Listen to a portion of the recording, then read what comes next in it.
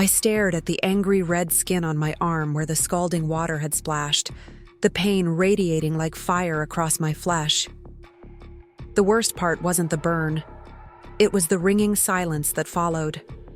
No one rushed to help me. No one scolded Tyler. Instead, my daughter-in-law Jennifer's words hung in the air. "He's just a kid, Eleanor. It was an accident. Stop overreacting." Before we jump back in, tell us where you're tuning in from, and if this story touches you, make sure you're subscribed, because tomorrow I've saved something extra special for you. Just a kid. Those 3 words summarized everything wrong with how they'd been raising my grandson. I'd been biting my tongue for years, watching as 8-year-old Tyler grew increasingly defiant without consequences. This wasn't the first incident, but as I looked around at the frozen faces of my son Robert and his wife in their pristine kitchen, something inside me finally broke. What my family didn't know, what no one in Mapleton knew, was that beneath my unassuming exterior as the retired elementary school librarian who lived in a modest bungalow in Oakwood, I was actually the anonymous benefactor behind the Mapleton Community Foundation. The same foundation that funded the after-school programs Tyler attended, the summer camp he loved, and the new playground equipment at Mapleton Elementary where he went to school. The foundation that my late husband Harold and I had established 25 years ago with the proceeds from his surprisingly lucrative software patents had grown substantially under my careful stewardship. While I lived comfortably but frugally in the same house we'd owned for 40 years, the foundation's endowment had quietly expanded to over $15 million. I never saw the need to broadcast this information. Harold had always believed that giving should be its own reward, and I had embraced that philosophy wholeheartedly. The foundation was run through a trust with a board of directors, and while I maintained significant influence as the primary benefactor, only my attorney and the foundation's executive director, Dr. Patricia Bennett, knew the full extent of my involvement. As I ran cold water over my throbbing arm at the sink, I thought about all the times I'd heard Jennifer whisper to Robert that they shouldn't leave Tyler alone with me because I was out of touch and too strict. I thought about the designer clothes they bought him while complaining about the cost of his education. I thought about the way they dismissed my suggestions about boundaries and responsibility as old-fashioned. "Mom, it really was just an accident," Robert said, finally breaking the silence as he handed me a kitchen towel. "He didn't mean to bump into you while carrying his hot chocolate." I dried my arm carefully, noting the blister already forming. "The accident wasn't that he bumped into me, Robert. The accident was that he was running through the kitchen with a hot drink after I'd asked him 3 times to walk carefully." I kept my voice level, decades of speaking to children in a library having trained me well. "The problem is that neither of you said anything to him about it." Tyler had already disappeared into the living room, the sound of his video game filtering through the doorway. Jennifer crossed her arms defensively, her perfectly manicured nails tapping against her cashmere sweater. "We don't believe in speaking harshly to Tyler," she said. "Studies show negative reinforcement damages children's self-esteem. There's a difference between speaking harshly and teaching consequences," I replied, reaching for my purse. "I think I should head home now." "Mom, don't be like this," Robert said, running a hand through his thinning hair. So like his father's at that age. "We're supposed to have dinner together. We hardly see you these days." That was true, but not for lack of trying on my part. Every invitation for Sunday dinner was met with a last-minute cancellation. Every offer to take Tyler for the weekend was declined because of his busy schedule of travel soccer and coding camps. The only reason I was here today was because Jennifer's parents were visiting from Colorado next weekend, and they wanted to fulfill their once-monthly family obligation before then. "I need to put some proper first aid on this burn," I said, gesturing to my arm. "And I think we could all use some time to cool down." "Fine," Jennifer sighed. "I'll have Robert bring you a plate later." I knew he wouldn't. He never did when these incidents happened. Instead, There would be a text, "Message tomorrow with some excuse," followed by radio silence until guilt drove them to invite me over again in a few weeks. As I drove home through the familiar streets of Mapleton, past the library where I'd worked for 32 years, past the community center with its new wing that foundation money had built, I felt a strange calm settling over me. I was done enabling their behavior. Done being the grandmother who showed up with homemade cookies and birthday gifts only to be treated as an inconvenience. Done watching my grandson grow into a child who didn't understand respect or consequences. My little house welcomed me with its familiar creaks and shadows. I'd often thought about moving somewhere smaller since Harold passed 7 years ago, but this home held too many memories. The backyard garden where we'd grown tomatoes and zucchini every summer. The oak tree where we'd hung a swing for Robert when he was a boy. The study where Harold had created his software, working late into the night on ideas that eventually made us wealthier than anyone in our families had ever been. After properly treating my burn, I sat in Harold's old leather chair and opened my laptop. The quarterly foundation meeting was coming up next week, and I had been considering some changes to our funding priorities. Now, I felt a new resolve forming. I pulled up the email of Dr. Patricia Bennett. Patricia had been running the day-to-day operations of the foundation for nearly a decade, a former sociology professor with a gift for identifying community needs and stretching dollars to meet them. She was one of the few people in town who knew me as more than just Eleanor Miller, the quiet widow who volunteered at the library twice a week and grew prize-winning dahlias. "Patricia," I typed, "I need to speak with you before the board meeting. Some changes I've been considering have taken on new urgency. Are you available for coffee tomorrow?" Her reply came quickly. "Of course, Eleanor. The Blue Owl at 10? Everything okay?" I smiled slightly. The Blue Owl Cafe was our usual meeting spot, tucked away on a side street, and frequented more by college students from the community college than by Mapleton's usual gossip circle. "Perfect. And yes, everything's fine. Just time for some long overdue decisions." I closed my laptop and walked to the kitchen to make a cup of tea. On the refrigerator, held by a magnet from the Grand Canyon, was a drawing Tyler had made for me when he was 5. Grandma's house, in wobbly letters above a lopsided building with a smiling stick figure in the doorway. That had been before Robert's promotion, before the move to Elmridge Estates, before Jennifer started referring to me as Eleanor instead of Mom when speaking to Robert. My phone buzzed with a text from Robert. "Mom, don't be dramatic. Come back for dinner. Tyler wants to apologize." I knew Tyler hadn't asked to apologize. That wasn't how things worked in their household. Robert and Jennifer avoided direct confrontation of any kind, preferring to smooth things over with distractions and false reconciliations. If I returned, Tyler would mumble sorry without looking up from his tablet. Jennifer would serve an expensive meal with pointed comments about how she'd gone to so much trouble, and nothing would change. "Not tonight," I texted back. "We can talk another time." I silenced my phone, knowing there would be more messages, more attempts to make me feel unreasonable for having boundaries. Instead, I pulled out a photo album from the bookshelf, one of the old-fashioned kind with actual printed photographs carefully labeled with dates and names.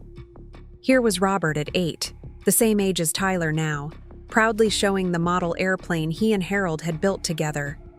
Here he was at his high school graduation, arms around Harold and me, his face shining with possibility. Here at his wedding, to Jennifer, both of them so young and happy before ambition and appearances became their driving forces. I traced my finger over Harold's face in our family photos. He'd been gone 7 years now, a sudden heart attack taking him while he worked, in the garden he loved. "What would you do, my love?" I whispered. Harold had always been the peacemaker, the one who could find gentle ways to guide Robert back when he strayed off course. But even Harold had expressed concerns in Robert's adult years. worried about the materialistic values taking root in our son's life. "Remember what really matters," Harold would tell Robert during their man-to-man talks. "It's not the size of your house or the brand of your car." Preparing and narrating this story took us a lot of time, so if you are enjoying it, subscribe to our channel. It means a lot to us. Now back to the story. It's who you are when no one's watching that counts. I closed the album as tears threatened. I missed Harold's steady presence, his quiet wisdom. But I also knew what he would say now. It was time to stop enabling patterns that hurt everyone involved, including, especially, Tyler. The next morning, I dressed with particular care in a simple but well-tailored navy pantsuit, one of the few expensive items in my wardrobe. Harold had always said that good tailoring was an investment, not an extravagance. My wardrobe was modest compared to Jennifer's designer collections, but everything I owned fit perfectly and lasted for years. The Blue Owl was busy with the mid-morning crowd when I arrived. Patricia waved from our usual corner table, already nursing a cappuccino. At 55, she was 15 years my junior, but we'd developed a friendship that transcended our professional relationship.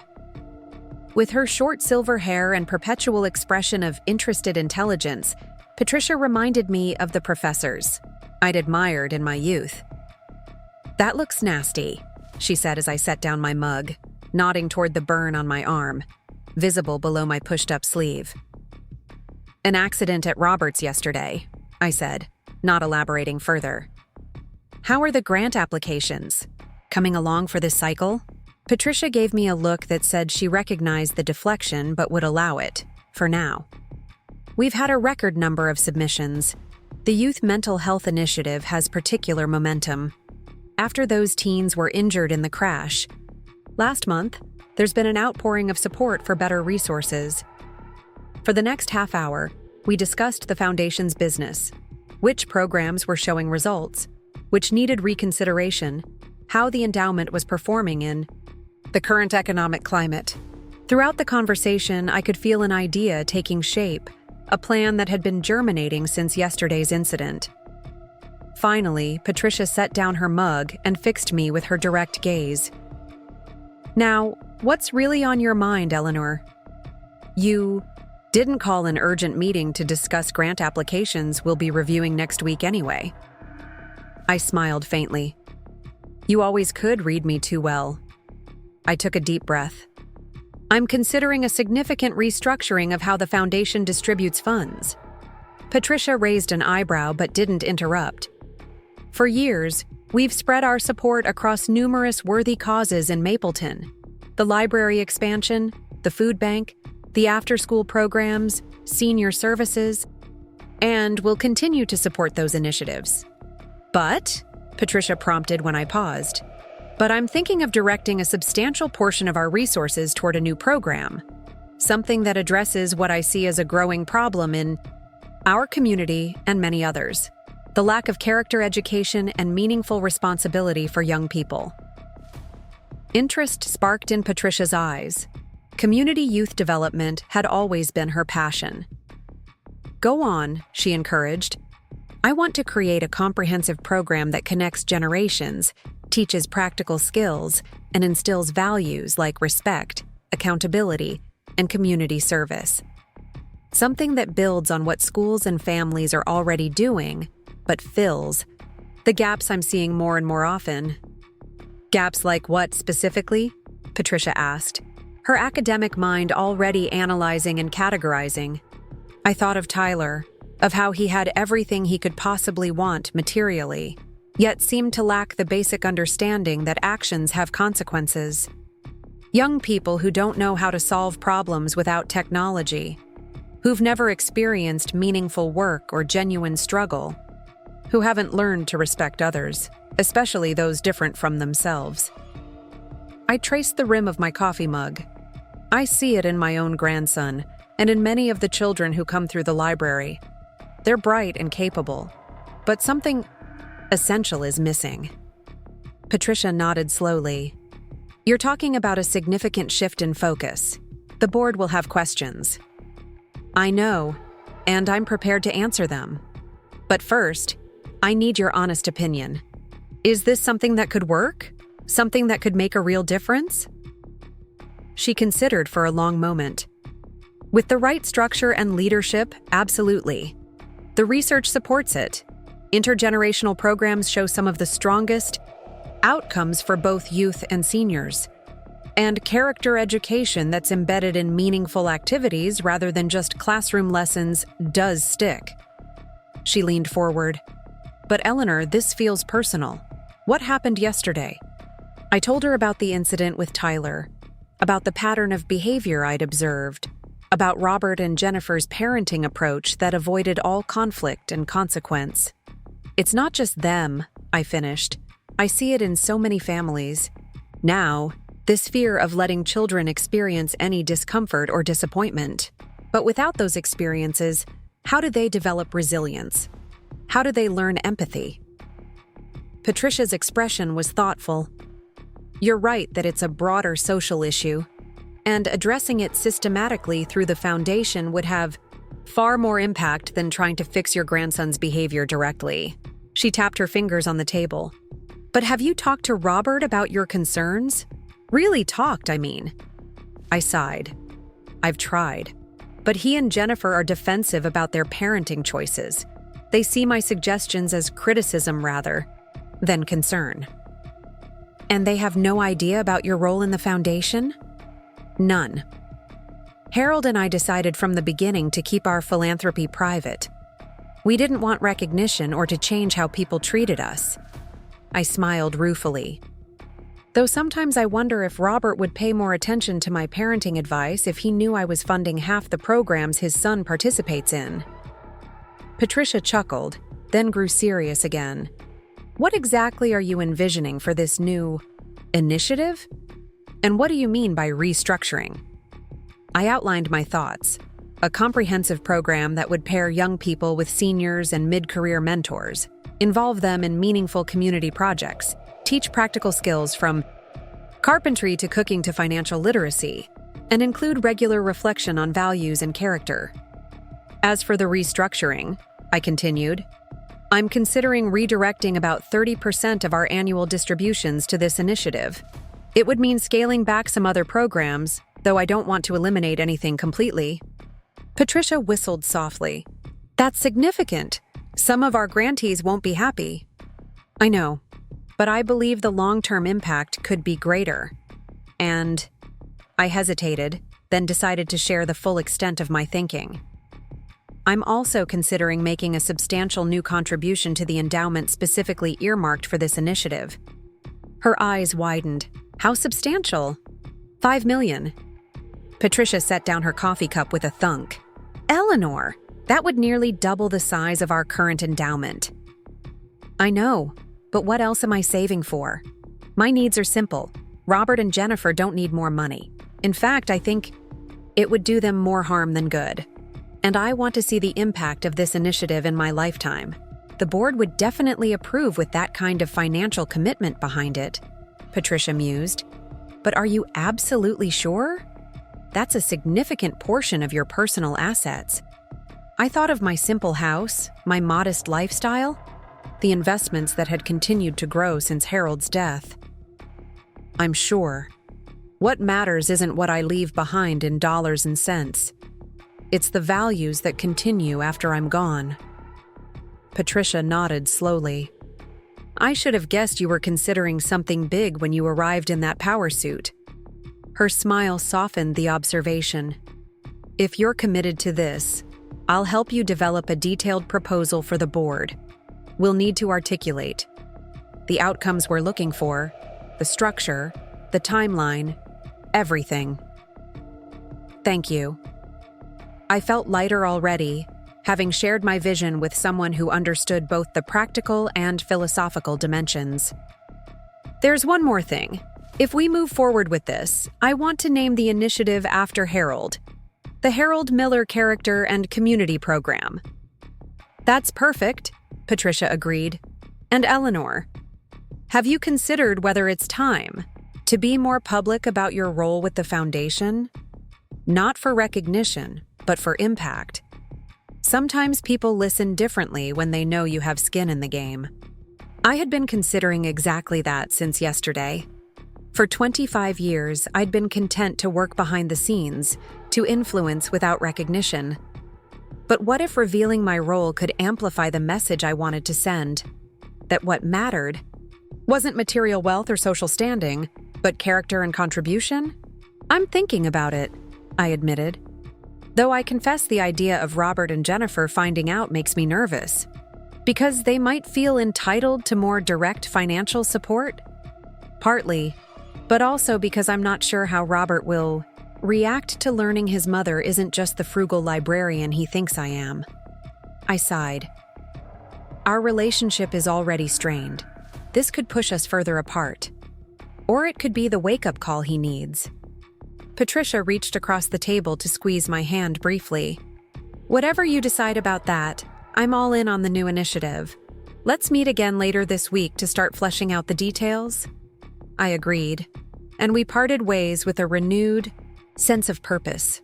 Walking back to my car, I felt more energized than I had in months. The burn on my arm still stung, but it had become a reminder rather than just an injury. A reminder that sometimes pain could be a catalyst for necessary change. As I drove home, my phone rang through the car's speaker system. Robert. I considered ignoring it, but that would only postpone the inevitable.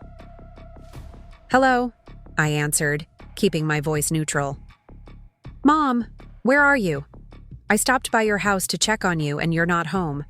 He sounded genuinely concerned, which softened my irritation slightly. I had a meeting this morning. I'm on my way home now. A meeting? With who? The confusion in his voice reminded me how little he knew about my daily life, how our conversations rarely ventured beyond superficial updates and reminiscences about Harold. A friend. We're working on a project together.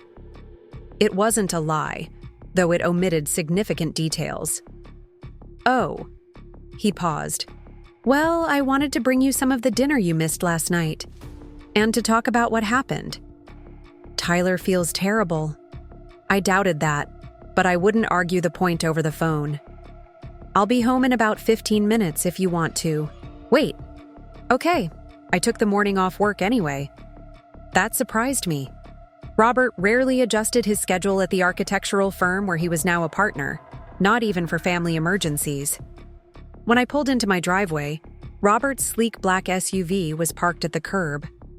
He sat on my front porch steps, a canvas tote bag beside him that presumably contained leftovers. He stood as I approached, his expression a mixture of concern and defensiveness. Your arm looks painful, he said by way of greeting. It's better today, I replied, unlocking the front door. Come in. Would you like some tea? Sure. He followed me into the kitchen, setting the tote bag on the counter. I brought lasagna and some of that garlic bread you like, and Jennifer sent a slice of cheesecake. I put the kettle on and took 2 mugs from the cabinet. That was thoughtful. Thank you. Robert shifted uncomfortably, leaning against the counter in a way that reminded me painfully of Harold.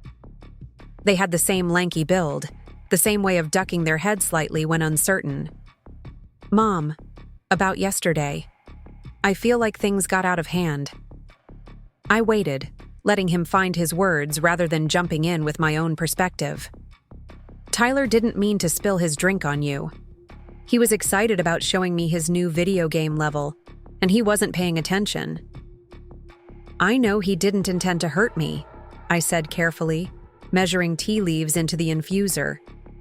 That wasn't what upset me. Robert ran a hand through his hair. Was it because we didn't punish him? Mom, Jennifer, and I have a different approach to parenting than what was common in your generation. We believe in natural consequences and positive reinforcement, not punishment.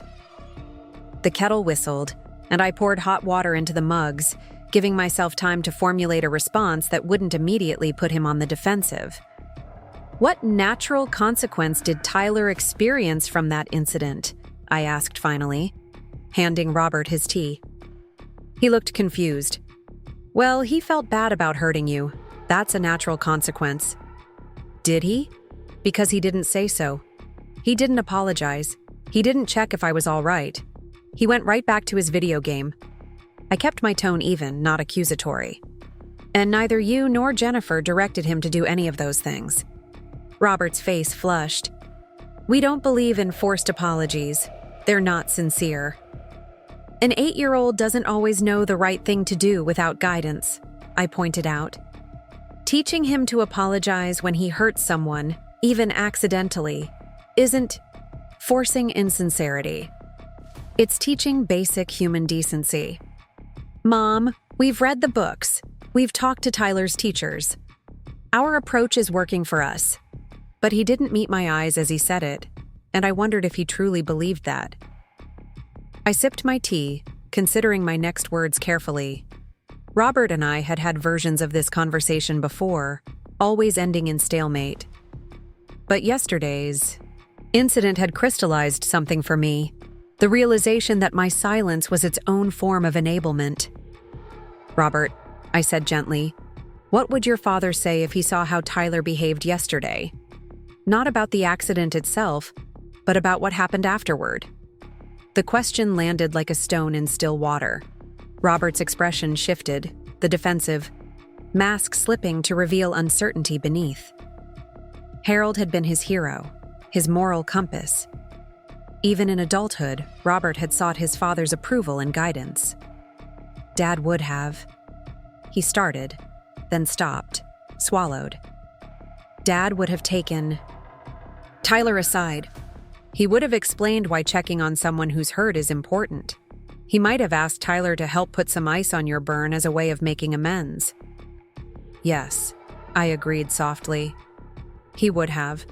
Not to shame Tyler, but to teach him. To help him grow into the kind of person who thinks of others, not just himself. Robert stared into his mug. It's different now, Mom. Kids have so much pressure on them. We don't want to add to it. Is Tyler under pressure to make straight? As to win sports competitions? To get into an elite college someday? Of course not. He's 8. Robert looked genuinely offended at the suggestion. Then why do you and Jennifer avoid teaching him difficult but necessary lessons?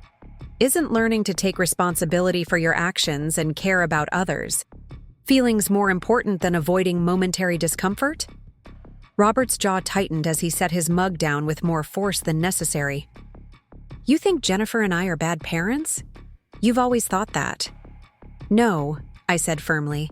I think you're good people trying your best. But I also think you're so afraid of being the kind of strict parents you both had that you've swung too far in the opposite direction. I softened my tone. Parenting isn't about being your child's friend, Robert. It's about preparing them for a world that won't always accommodate their mistakes. We don't need parenting advice from someone who raised one child 50 years ago, he said, his voice tight. Things have changed, Mom. Basic human decency hasn't changed, I replied. The need for empathy, responsibility, and respect hasn't changed. Those values are timeless. Robert pushed away from the counter, pacing the small kitchen in a way that reminded me again of Harold when he was wrestling with a difficult problem. So, what would you have had us do yesterday? Spank Tyler? Ground him? Take away his tablet? Those punishments don't teach anything except fear and resentment.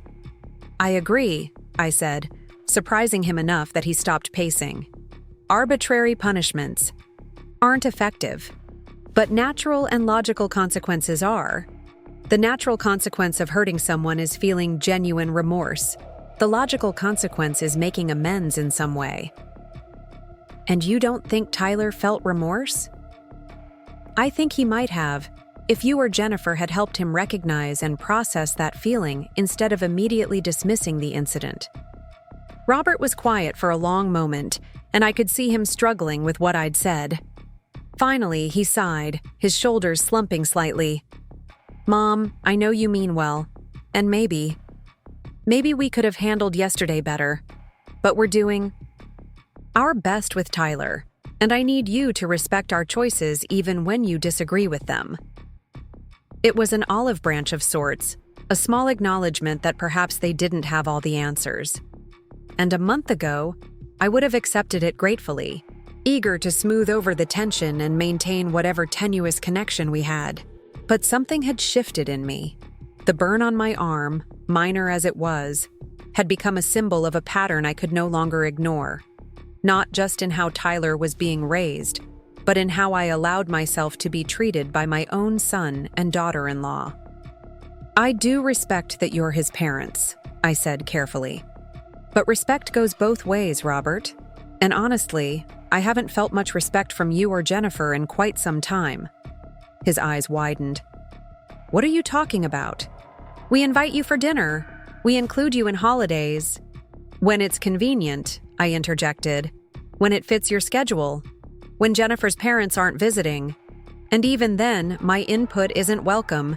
My experiences are dismissed as outdated, and my time is considered less valuable than yours." Robert looked genuinely shocked. Perhaps he'd never considered how his actions appeared from my perspective. Or perhaps he'd assumed I was too grateful for whatever scraps of attention they tossed my way to notice the underlying dismissiveness. "That's not fair," he protested. But there was less conviction in his voice. "Isn't it? When was the last time you called just to check in, not because you needed something? When was the last time you asked about my life, my interests, what I'm doing when I'm not visiting you?" I kept my tone measured, not accusatory. "When was the last time you showed me the same basic courtesy you'd show a colleague or acquaintance?" He opened his mouth, then closed it again, unable to formulate an answer. "I don't need to be the center of your world, Robert. You have your own family, your own life. But I do need to be treated with respect, both by you and by Tyler." The silence stretched between us, filled with decades of unspoken feelings. My grief at losing Harold, my loneliness, my disappointment in how Robert had allowed material success to overshadow the values we'd tried to instill, his resentment of what he perceived as my judgment, his struggle to balance his own family's needs with his obligations to me. Finally, Robert spoke, his voice subdued. "I didn't realize you felt that way." It wasn't an apology, but it was an acknowledgement, and that was something. "Well, now you know," I said simply. He nodded slowly, then glanced at his watch. "I should get back to work. We have a client meeting at noon." Of course. Even this conversation, this moment of potential breakthrough, was bounded by his busy schedule. But I didn't point that out, choosing instead to accept what progress we'd made. "Thank you for bringing the food," I said, walking him to the door. At the threshold, he hesitated, then turned back. "I'll talk to Jennifer about yesterday. Maybe we could, I don't know, find a middle ground on how we handle these situations with Tyler?" "I'd like that," I said, meaning it. After he left, I stood at the window watching his car pull away, feeling emotionally drained but also oddly hopeful. For the first time in years, I'd spoken my truth without softening it to protect Robert's feelings. Whether it would make a difference remained to be seen, but the act of standing up for myself had been powerful. I spent the rest of the day working on my preliminary ideas for the Harold Miller character and community program, sketching out components and objectives, drafting potential budgets. The work energized me, reminding me of the early days of the foundation when Harold and I would sit at this very kitchen table, dreaming of how we could make a meaningful difference in Mapleton. By evening, I had a solid outline to present to Patricia when we met again. I was just finishing dinner, a simple soup and sandwich, when my phone rang. I expected it to be Robert, perhaps with more thoughts after our conversation, but the caller ID showed Frank Thompson. Frank had been Harold's best friend since college, a retired high school science teacher with a dry wit and boundless curiosity. Since Harold's death, Frank had become a steady presence in my life. Not romantic exactly, but a companion who called regularly, invited me to community events, and seemed genuinely interested in my thoughts and experiences. Eleanor, he said. When I answered, his deep voice instantly familiar and comforting. I missed you at the library today. Marge said you hadn't been in. I volunteered at the children's reading hour every Tuesday and Thursday, something I'd done since retiring from my full-time position at the library 5 years ago. I had some other things to attend to, I explained, not ready to share the full story of yesterday's incident or my plans for the foundation. Nothing serious. Frank wasn't one to press, but he could detect evasion with uncanny accuracy. Well, the kids missed you. Little Emma asked where the story lady was at least 3 times. That made me smile. Emma was a bright 4-year-old, whose questions often derailed the planned stories in the most delightful ways. I'll be there Thursday, I promised. How was your day? We chatted easily about small-town happenings, the controversy over the new traffic light on Maple Street, the success of the community college's science fair, the speculations about whether Ryan's Pharmacy would finally modernize their ancient cash register system. You know, Frank said after a comfortable lull in the conversation, there's a lecture at the community college on Friday evening. Something about urban gardening and sustainability. Thought you might find it interesting, given your green thumb. It was Frank's way of asking if I'd like to attend with him, I knew. These casual invitations had become more frequent in the past year, and I usually accepted, enjoying his company and our wide-ranging conversations. That does sound interesting, I said. What time? 7. I could pick you up at 6:30, maybe grab a bite at Milo's beforehand? Perfect. After we ended the call, I sat for a moment with the quiet contentment Frank's conversations always left me with. Harold would have approved, I knew. In fact, during his final year when his heart problems had worsened, he'd once commented that Frank would look after me if anything happened to him. At the time, I'd dismissed it as morbid speculation, but now I wondered if Harold had seen something between us even then. The thought was both comforting and slightly unsettling. Frank was kind, intelligent, and shared many of my values. In another life, perhaps there could have been something more between us, but I wasn't sure I was ready for that, or if I would ever be. Harold had been my partner for 43 years, and though he'd been gone for 7, his presence still filled this house, still shaped my thinking, still influenced my decisions. Like this new initiative for the foundation, it embodied Harold's core beliefs about character and community, about the responsibility that came with privilege, about the importance of lifting others up rather than building walls to separate ourselves. My phone buzzed with a text from Jennifer, surprising me. She rarely communicated with me directly, usually letting Robert serve as the intermediary. Robert told me about your talk today. I'm sorry if we've made you feel disrespected. That was never our intention.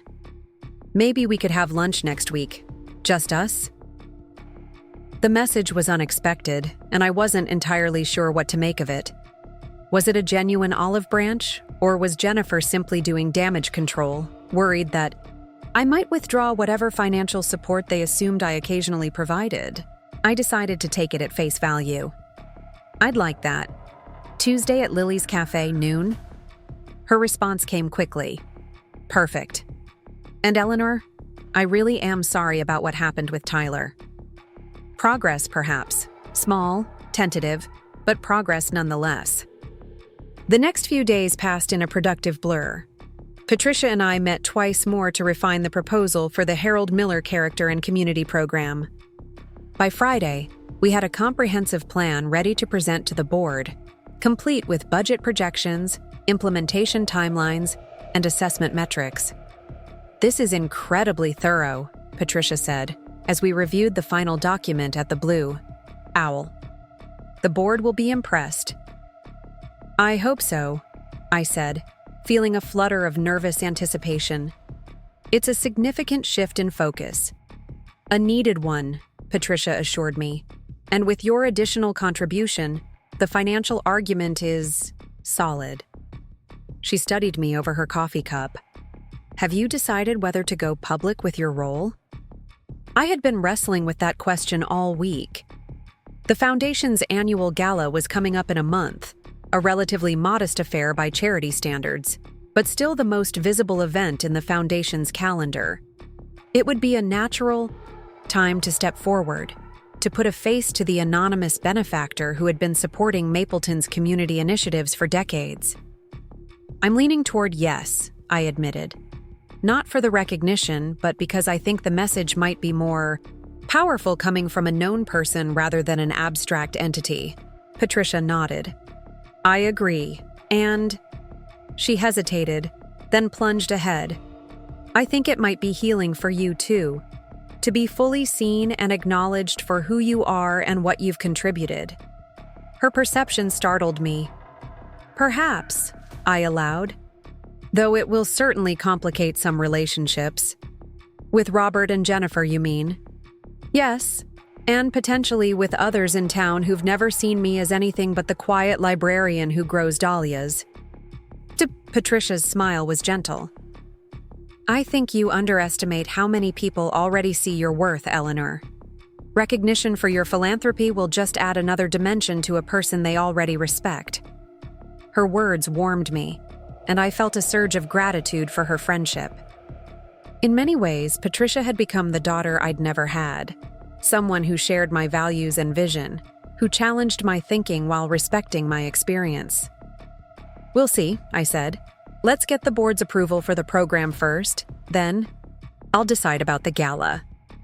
Our meeting with the Foundation board was scheduled for Tuesday afternoon. That gave me the weekend to prepare for what might be the most significant presentation of my life, and to have lunch with Jennifer on Tuesday before the meeting. Friday evening found me at the community college with Frank, listening to an engaging lecture on sustainable urban gardening. The speaker, a young woman with infectious enthusiasm for composting and vertical growing systems, had the audience captivated with her practical approaches to maximizing food production in limited spaces. Impressive, Frank commented as we joined the line for questions after the presentation. I might try those container systems she described on my apartment balcony. Get some decent tomatoes for once. Frank lived in Mapleton Gardens, a modest apartment complex popular with retirees who wanted to downsize from larger family homes.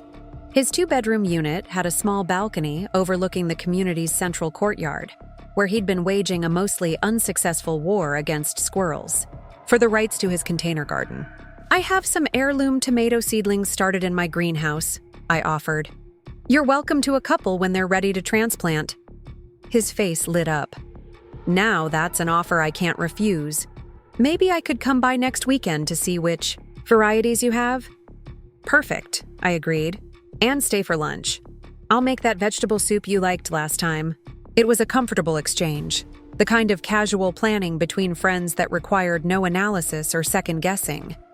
Yet as we walked back to Frank's car after the lecture, I found myself wondering if these small moments of connection might eventually lead somewhere unexpected. Frank must have been thinking along similar lines, because as he opened the passenger door for me, an old-fashioned courtesy he always observed, he said, Eleanor, would you consider going to the symphony with me next month? They're doing an all-Beethoven program that looks promising. Something in his tone made this invitation feel different from our usual casual outings. More intentional. More significant. I'd like that, I said, meeting his eyes and seeing a warmth there that made my heart beat a little faster. Good, he said simply, closing my door and walking around to the driver's side. As he drove me home, our conversation drifted to community, matters, books we'd recently read, mutual friends. But underneath ran a current of awareness, a sense that some invisible boundary had been crossed. At my door, Frank hesitated, then leaned in to kiss my cheek. Something he'd done many times before, but which now seemed to carry additional meaning. Good night, Eleanor, he said softly. I'll call you tomorrow. Good night, Frank. Thank you for a lovely evening. Inside, I moved through my evening routine with a strange mixture of emotions. A schoolgirl's flutter of excitement, a widow's pang of guilt, a mature woman's practical assessment of possibilities. What would it mean to open my heart to someone new at 70? Was I even capable of it after so many years with Harold? I stood before the bedroom mirror, studying my reflection as I removed my earrings. My silver hair was styled in a practical bob, my face lined with experience rather than preserved through expensive treatments like Jennifer's. I was slim from a lifetime of gardening and walking rather than from punishing workout regimens.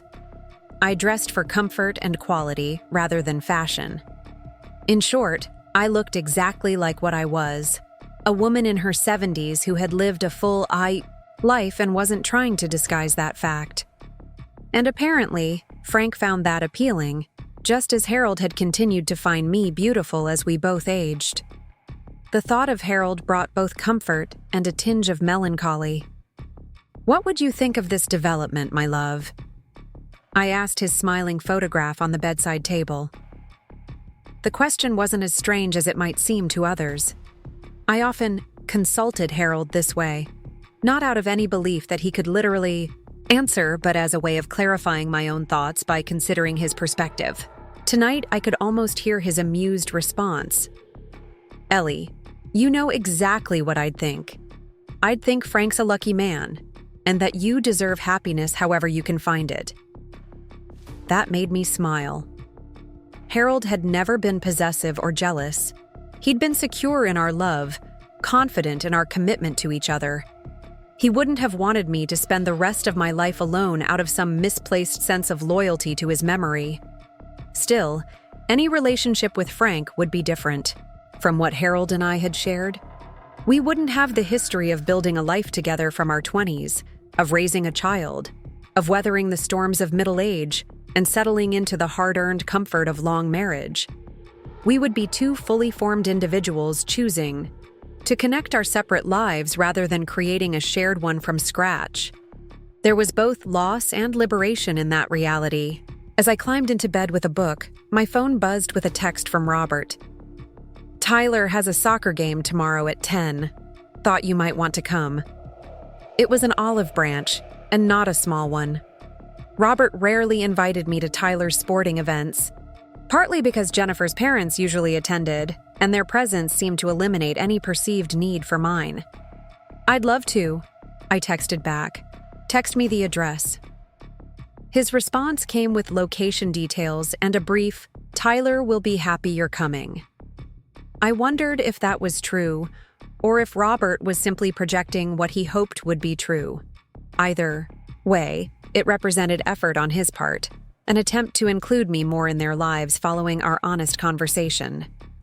Saturday morning dawned clear and mild, perfect weather for a youth soccer game. I dressed casually but neatly in slacks and a light sweater, adding a scarf in Tyler's team colors, a detail I hoped he might appreciate. The soccer field was at a community park on the other side of town, part of a complex built 5 years ago with significant funding from the foundation. I felt a small surge of pride as I parked, noting how well-used and well-maintained the facilities were.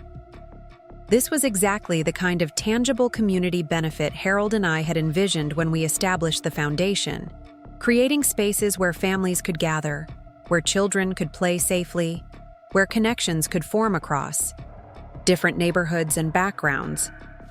I spotted Robert and Jennifer on the sidelines, setting up folding chairs along with other parents. Tyler was on the field with his teammates, running through warm-up drills. I made my way toward them, noting with some surprise that Jennifer's parents weren't present. "Eleanor, you made it," Jennifer greeted me with a quick hug, another olive branch, given her usual preference for minimal physical contact. "We saved you a seat." "Thank you," I said, genuinely touched by the gesture. "It's a beautiful day for a game." "Tyler's starting as midfielder today," Robert informed me, pride evident in his voice. "Coach says he's really improved his passing." I settled into the chair they'd provided, accepting the team roster Jennifer handed me, complete with Tyler's number circled. These were small gestures but meaningful ones, ways of including me, of making me feel part of their outing rather than an afterthought. As the game began, I watched Tyler with interest. He was a natural athlete, quick and coordinated, clearly enjoying the physical challenge of the sport. But what struck me most was his interaction with teammates, high-fiving when they made good plays, helping one up who had fallen, listening attentively to the coach's instructions during a timeout. These were encouraging signs that beneath the entitled behavior I'd witnessed at their home, Tyler did have emerging empathy and teamwork skills. Perhaps the soccer field provided the structure and clear expectations that were missing in his home life, boundaries that helped him understand his role and responsibilities. At halftime, with Tyler's team up by 1 goal, he jogged over to where we sat, guzzling water from his sports bottle. "Did you see my assist on Jake's goal, Dad?" he asked breathlessly. "Sure did, buddy. Great vision on that pass," Robert enthused. Tyler turned to me, a bit hesitantly. "Hi, Grandma. Did you see it too?" "I did," I confirmed with a smile. "You looked for your teammate instead of trying to score yourself. That was good thinking." He beamed at the specific praise. "Coach says that's what makes a great player, knowing when to pass instead of trying to do everything yourself." "Your coach sounds very wise," I replied. "Those are good words to remember, not just in soccer, but in life." Jennifer shot me a quick glance, perhaps checking if this was a veiled lesson, but I kept my expression neutral. I wasn't here to score points or deliver sermons, just to support my grandson and connect with my family. "Thanks for coming, Grandma," Tyler said, surprising me with his sincerity. "I gotta go back to my team now." "You're playing wonderfully," I assured him. "I'm enjoying watching you." As he ran back to his teammates, I caught Robert and Jennifer exchanging a look that seemed both surprised and pleased. Clearly, they hadn't expected this positive interaction between Tyler and me. Or perhaps they hadn't realized Tyler might value my presence and approval. The second half of the game was more challenging, with the opposing team scoring twice in quick succession. I watched as Tyler's frustration became visible, his shoulders tensing, his movements becoming more hurried and less coordinated.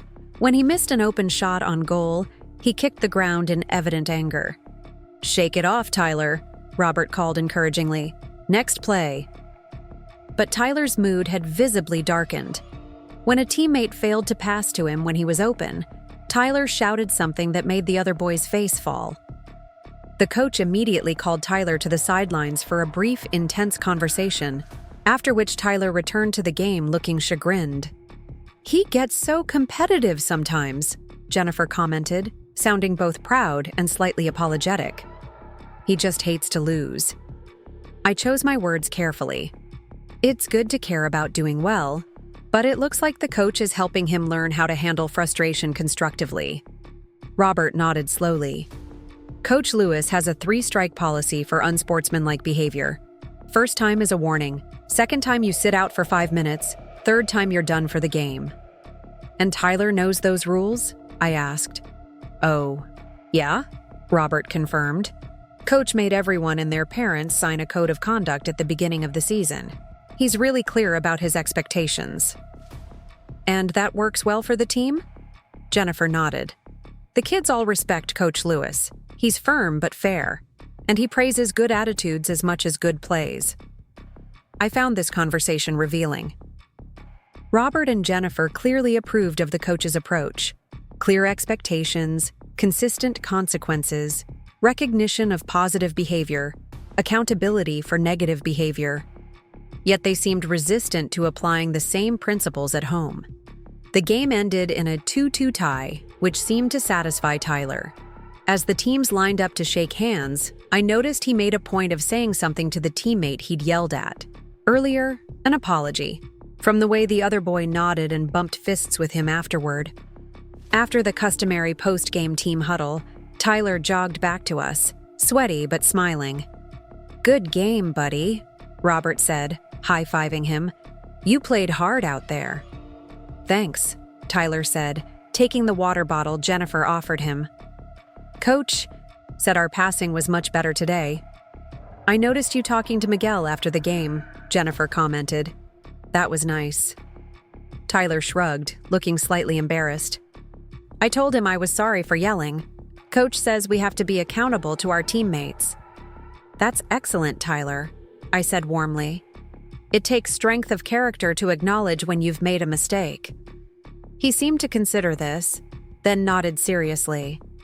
Coach says your character shows up when things get tough, not when everything's going your way. Your coach is very smart, I replied, feeling a surge of hope. Tyler was absorbing these important lessons. He just needed the adults in his life to consistently reinforce them. We're going for pizza to celebrate, Robert told me. Would you like to join us? Another olive branch. I'd love to, thank you. As we walked to our cars, Tyler fell into step beside me, his soccer ball tucked under his arm. Grandma? He said, his voice lowered so his parents couldn't hear. I'm sorry about spilling hot chocolate on you the other day. It did hurt, didn't it? The unexpected apology caught me off guard. Yes, it did hurt, I answered honestly. But I know you didn't mean to cause pain. He nodded solemnly. Dad talked to me about it. He said I should have asked if you were okay and helped get ice for your arm. That would have been thoughtful, I agreed. Next time I'll be more careful, he promised. And I'll help if I make a mistake. That's all anyone can ask, I assured him, gently squeezing his shoulder. Thank you for the apology, Tyler. It means a lot to me. He gave me a quick smile before running ahead to catch up with Robert, leaving me to ponder what had prompted this change. Had my conversation with Robert actually made an impact? Had he and Jennifer reconsidered their approach, at least in this specific instance? Whatever the reason, it felt like progress. A small step toward the values I hope to see nurtured in my grandson. A small indication that perhaps my son and daughter-in-law weren't as rigidly committed to their hands-off approach as I'd feared. The pizza restaurant was crowded with post-game families, but we managed to find a booth in the corner. As we waited for our order, I observed the easy interaction between Robert, Jennifer, and Tyler, the inside jokes, the shared references to school and neighborhood happenings, the genuine interest in each other's thoughts. Despite my concerns about their parenting approach, it was clear they were a loving family with strong bonds. So, Jennifer said during a lull in the conversation, Tyler has his spring concert coming up in 2 weeks. He has a small solo in the 3rd grade song. We'd love for you to come. I wouldn't miss it, I assured them, touched by the invitation. Tyler looked pleased. I'm singing the bridge part in This Land Is Your Land, he informed me. All by myself. That's wonderful, Tyler. I look forward to hearing you. As lunch continued, I found myself relaxing into the warm family atmosphere, contributing to the conversation when appropriate, but mostly just enjoying the connection. It wasn't perfect. Jennifer still occasionally spoke to Tyler in a tone I found unnecessarily indulgent, and Robert checked his work emails twice despite it being Saturday. But it was definitely an improvement over our recent interactions. By the time we said goodbye in the parking lot, I felt cautiously optimistic about the direction things were moving. The burn on my arm was healing, and perhaps the relationships were beginning to heal as well. Lunch on Tuesday? Jennifer reminded me as we parted. Noon at Lily's? I'll be there, I confirmed, and thank you for including me today. I enjoyed watching Tyler play. We're glad you came, Robert said, and he seemed to mean it. As I drove home, I reflected on the complex dynamics at play. Families were messy, imperfect things, constantly evolving and adjusting. Perhaps I'd been too quick to judge Robert and Jennifer's parenting approach, too rigid in my own expectations. Maybe we could find a middle ground that respected their autonomy as parents while still upholding the values I believed were essential. Or maybe I was being overly optimistic based on one positive interaction. Only time would tell. At home, I found a voicemail from Frank inviting me to Sunday brunch at the Pine Tree Inn, a charming bed and breakfast on the outskirts of town known for its excellent food. I called him back and accepted, feeling a pleasant anticipation at the prospect of his company. Sunday morning found me at the Pine Tree Inn, seated across from Frank at a table overlooking the establishment's beautifully maintained gardens. The spring blossoms were at their peak, creating a colorful backdrop to our conversation.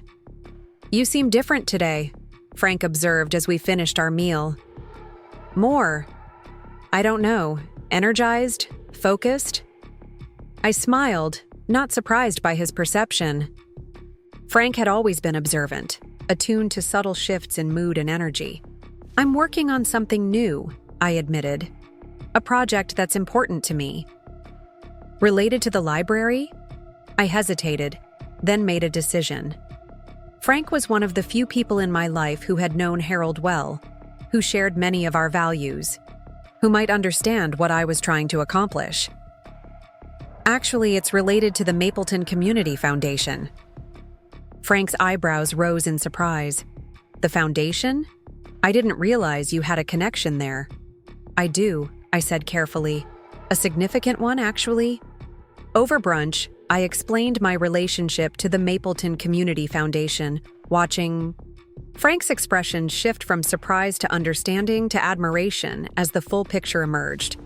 "So you and Harold established the foundation?" he clarified when I finished. "You're the anonymous benefactors behind the library expansion, the community center, the scholarship program, all of it?" "Yes," I confirmed, feeling oddly vulnerable under his gaze. "Harold and I wanted to give back to Mapleton, but we didn't want recognition to change how people treated us or to create expectations we couldn't fulfill." Frank shook his head slowly, a smile spreading across his face. "Eleanor Miller, you are constantly surprising me, all these years, and I never suspected." His eyes narrowed slightly. Although, now that I think about it, Harold did make some cryptic comments about investments in the community that make more sense now. "He was proud of what we were building," I said, feeling the familiar mix of joy and sorrow that came with memories of Harold. But he agreed that anonymity was the right approach, at least initially. "And now?" Frank asked perceptively. "You're reconsidering?" I nodded, appreciating his quick understanding.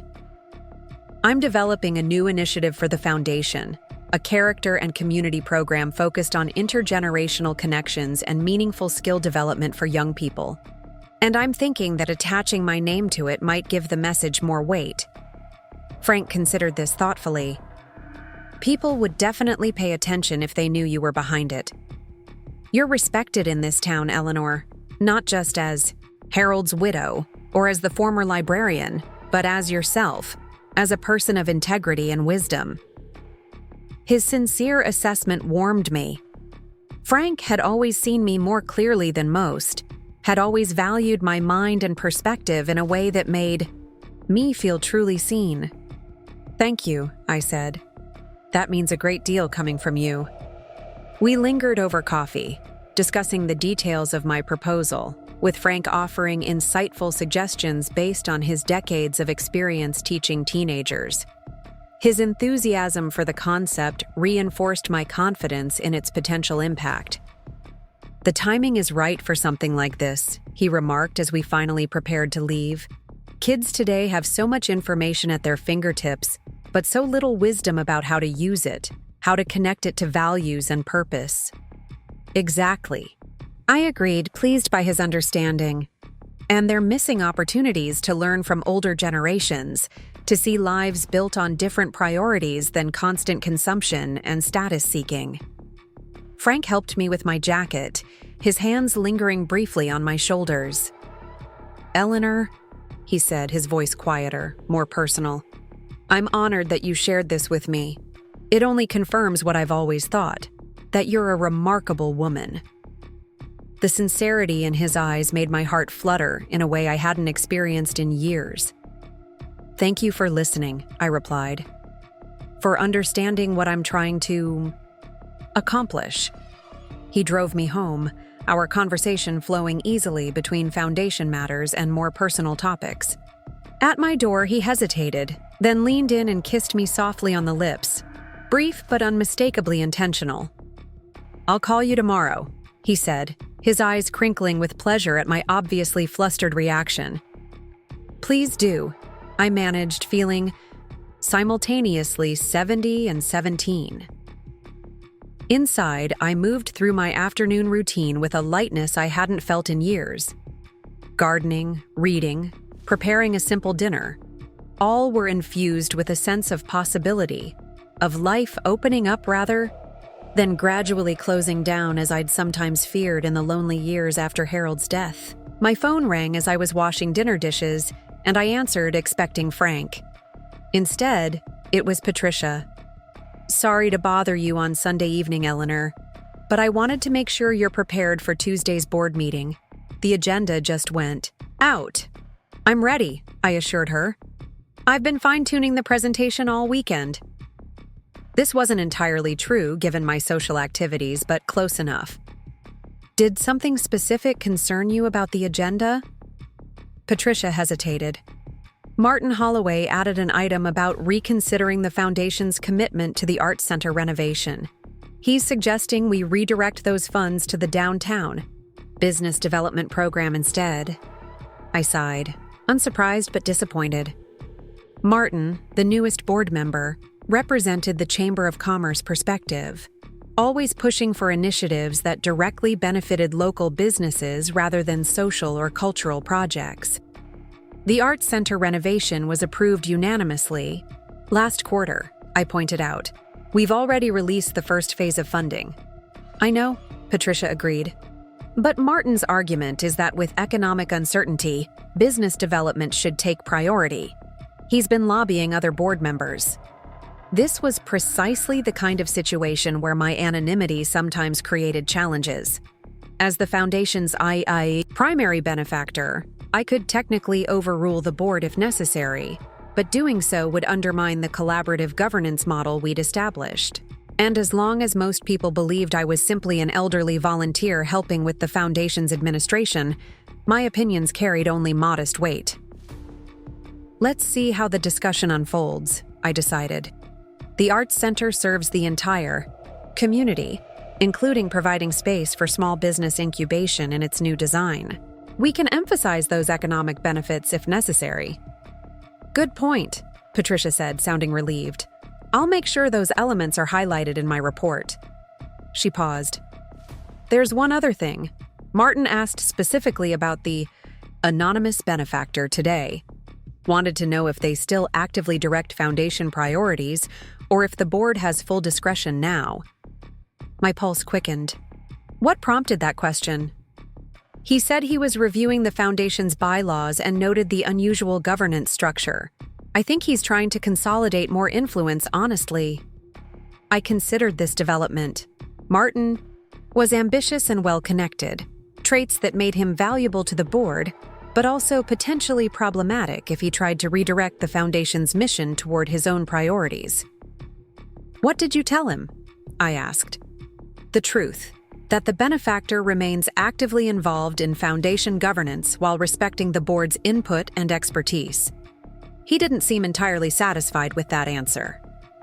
"I see." This added another layer to my decision about going public. If I revealed myself as the foundation's benefactor at the upcoming gala, it would certainly curtail Martin's attempts to assert control, but it would also fundamentally alter my place in the community, with ramifications I couldn't fully predict. "Don't worry about Martin," I told Patricia. "I'll handle him if necessary." After ending the call, I sat at my kitchen table, planning my approach to Tuesday's meeting. The Harold Miller character and community program remained my priority, but now I also needed to defend the Arts Center renovation and potentially address Martin's probing about foundation governance. It was a reminder that philanthropy, like all human endeavors, existed within complex networks of relationships, values, and competing priorities. The foundation's anonymously donated money wasn't simply neutral currency to be deployed for community good. It was entangled with questions of power, influence, and vision for Mapleton's future. Monday passed quickly with preparations for the core board meeting and my lunch with Jennifer. I reviewed financial projections, practiced my presentation, and gathered materials to distribute to board members. By Monday evening, I felt confident in my ability to make a compelling case for the new program while addressing any concerns about existing commitments. Tuesday morning found me at my closet, considering what to wear for both my lunch with Jennifer and the subsequent board meeting. I settled on a tailored gray pantsuit with a silk scarf in shades of blue, professional enough for the board meeting, but not so formal as to make Jennifer uncomfortable at lunch. Lily's cafe was moderately busy when I arrived at noon, but Jennifer had secured a quiet table near the back. She stood to greet me, looking polished as always in designer jeans and a cashmere sweater, her blonde hair styled in soft waves. "Eleanor, thank you for coming," she said, offering a brief hug that felt less perfunctory than usual. "Thank you for suggesting it," I replied, settling into my chair. "It's nice to have some time just the two of us." Jennifer looked momentarily uncomfortable, as if uncertain how to navigate this new territory of direct communication without Robert as buffer. We ordered a Cobb salad for her, soup and half sandwich for me, before she broached the real purpose of our meeting. "I've been thinking a lot about what happened last week," she began, fidgeting with her water glass, "about Tyler's accident with the hot chocolate and how we handled it." I remained silent, giving her space to continue without feeling defensive. "Robert told me what you said about respect going both ways, about feeling dismissed." She looked up, meeting my eyes directly. "I want you to know that wasn't our intention. We value you as Tyler's grandmother and as Robert's mother." It was a carefully worded statement, not quite an apology, but an acknowledgement of my feelings. I decided to accept it in the spirit offered. "Thank you, Jennifer. I appreciate that." She nodded, visibly relaxing. "We've talked to Tyler about what happened, about checking on people when accidents occur, about taking responsibility.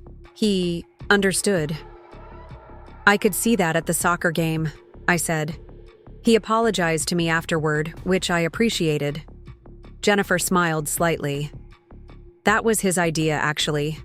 After Robert talked to him, Tyler said he wanted to tell you he was sorry, in person. This surprised and pleased me. Perhaps Tyler had more natural empathy than I'd given him credit for, just needing some guidance to express it appropriately." "He's a good boy," I said sincerely. "Bright and capable. I just want to see him develop the character to match his talents." Jennifer nodded slowly. "That's fair. And I know Robert and I can get defensive about our parenting. It's just..." She hesitated. "My parents were incredibly strict. Nothing was ever good enough. Every mistake warranted punishment. I grew up feeling like I was constantly falling short." This glimpse into her background explained much about her parenting approach. "You don't want Tyler to feel that way," I observed. "Exactly. I want him to feel secure, to know he's loved unconditionally." "Those are admirable goals," I assured her, "and completely compatible with teaching responsibility and respect." Jennifer stirred her iced tea thoughtfully. "Robert says you suggested natural and logical consequences instead of arbitrary punishments. That actually makes a lot of sense to me. It's an approach that respects children's intelligence while still providing necessary boundaries," I explained. "For example, if Tyler runs with a hot drink after being asked not to, a natural consequence is that someone might get hurt. A logical consequence might be that he helps tend to the injury and isn't allowed to carry hot beverages without supervision for a while. That's not punitive in the way my parents were," Jennifer considered. "It's more educational." "Precisely. It's about learning, not suffering." Our food arrived, and we continued the conversation, exploring different approaches to challenging situations with Tyler. For the first time since I'd known her, Jennifer seemed genuinely interested in my perspective, asking thoughtful questions rather than politely deflecting my input. "You know," she said as we finished our meal, "I always assumed you thought I wasn't good enough for Robert, that you were judging me for my focus on appearances, for caring about our social standing. I've never thought you weren't good enough for Robert, I said honestly.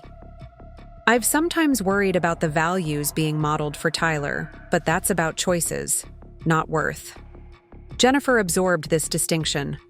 I suppose I've been defensive because I feel like an outsider to your family history. Robert talks about his childhood with such nostalgia, the simple pleasures, the focus on education and character instead of material things. It's so different from how I grew up, where status and achievement were everything. Different isn't better or worse, I pointed out. It's just different, and families evolve. You and Robert are creating your own traditions, your own approaches, as you should. Still, Jennifer said, there's wisdom in what you've been saying about balance, about not swinging too far in reaction to our own upbringings. It was the most open, honest conversation we'd ever had, and I found myself seeing Jennifer in a new light. Not as the status-conscious daughter-in-law who regarded me as an inconvenience, but as a woman doing her best to create the warm, accepting family she hadn't experienced herself. Thank you for this lunch, I said as we prepared to leave. For the conversation. I feel like I understand you better now. Me too, she admitted with a small smile. About you, I mean. And I'd like to do this again sometime, if you would. I'd like that very much. We parted with another hug, this one warmer and more genuine than before. As I watched her walk to her car, I reflected on how quickly relationships could shift when both parties made even small efforts toward understanding. The Foundation's board meeting was scheduled for 2:30 at the community center, giving me just enough time to return home, collect my presentation materials, and compose myself for what might be the most significant proposal of my philanthropic career. The Mapleton Community Center was itself a testament to the Foundation's impact, a modern facility built 10 years ago with Foundation funding, providing space for senior activities, youth programs, community education, and civic events. The boardroom was on the second floor, a comfortable space with large windows overlooking the center's gardens. I arrived early, as was my habit, to arrange my materials and collect my thoughts. Patricia was already there, setting up the projection system for my presentation. Everything's ready, she assured me. I've uploaded your slides and tested the system. Thank you. I set my portfolio on the table at my usual seat, not at the head, which was reserved for the board chair, but to the right, a position that allowed me to observe all board members during discussions. How was lunch with your daughter-in-law? Patricia asked, adjusting the blinds to reduce glare on the screen. Surprisingly positive, I told her. We had an honest conversation about parenting approaches, about our different backgrounds. I think we understand each other better now. That's wonderful, Patricia said sincerely. Family relationships can be so complicated, especially across generations. Indeed. And speaking of intergenerational relationships, I think our presentation on the new program is stronger than ever. Board members began arriving. First Elizabeth Carter, the retired high school principal who chaired the board, then James Wong, the community college president, followed by Reverend Michael Thomas from First Community Church and Dr. Amara Williams, the hospital's chief of pediatrics. Martin Holloway arrived last, striding into the room with the confident air of someone accustomed to commanding attention. At 45, he was the youngest board member, a successful commercial real estate developer who had recently been elected president of the Chamber of Commerce. Eleanor, Patricia, he greeted us with practiced charm. Looking forward to today's discussion. The meeting began promptly at 2:30 with Elizabeth calling us to order and moving efficiently through routine business. Approval of previous minutes, financial updates, progress reports on ongoing projects. I listened attentively, making occasional notes but saving my energy for the presentation to come. When we reached the agenda item for new initiatives, Elizabeth nodded in my direction. Eleanor has a significant proposal to share with us today. I've reviewed the preliminary materials, and believe it warrants our full consideration. I rose, moving to the front of the room with the calm assurance of someone who had spent decades speaking to library boards and community groups. This was a different audience and a more personally meaningful proposal, but the skills were the same: clarity, preparation, genuine passion for the subject. Thank you, Elizabeth. Board members, I appreciate your attention today as I present a new initiative. For your consideration, the Harold Miller Character and Community Program. For the next 20 minutes, I outlined the program in detail. Its mission to connect generations through meaningful projects and skill development. Its focus on character education embedded in practical activities. Its potential to address what I saw as a growing disconnect between young people and the values needed for community sustainability. I presented research supporting the approach, budget projections showing how the program could be implemented without sacrificing existing commitments, and testimonials from community leaders who had reviewed the concept and endorsed its potential. Throughout, I was careful to frame the program as a natural evolution of the Foundation's mission, rather than a radical departure, building on our existing youth and senior initiatives while creating something more integrated and impactful. Questions? I invited when I finished, returning to my seat as Patricia distributed detailed packets with additional information. Reverend Thomas spoke first. This is exactly the kind of program many families in my congregation have been asking for. Something substantive that addresses character development without being preachy or political. I'm very much in support. Dr. Williams nodded agreement. From a developmental health perspective, the intergenerational mentoring component is particularly valuable.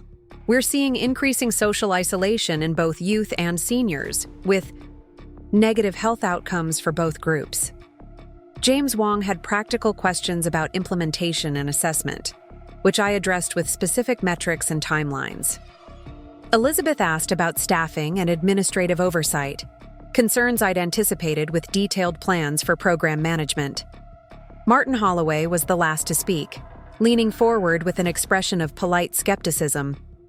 It's certainly an ambitious proposal, Eleanor. I'm curious about the funding.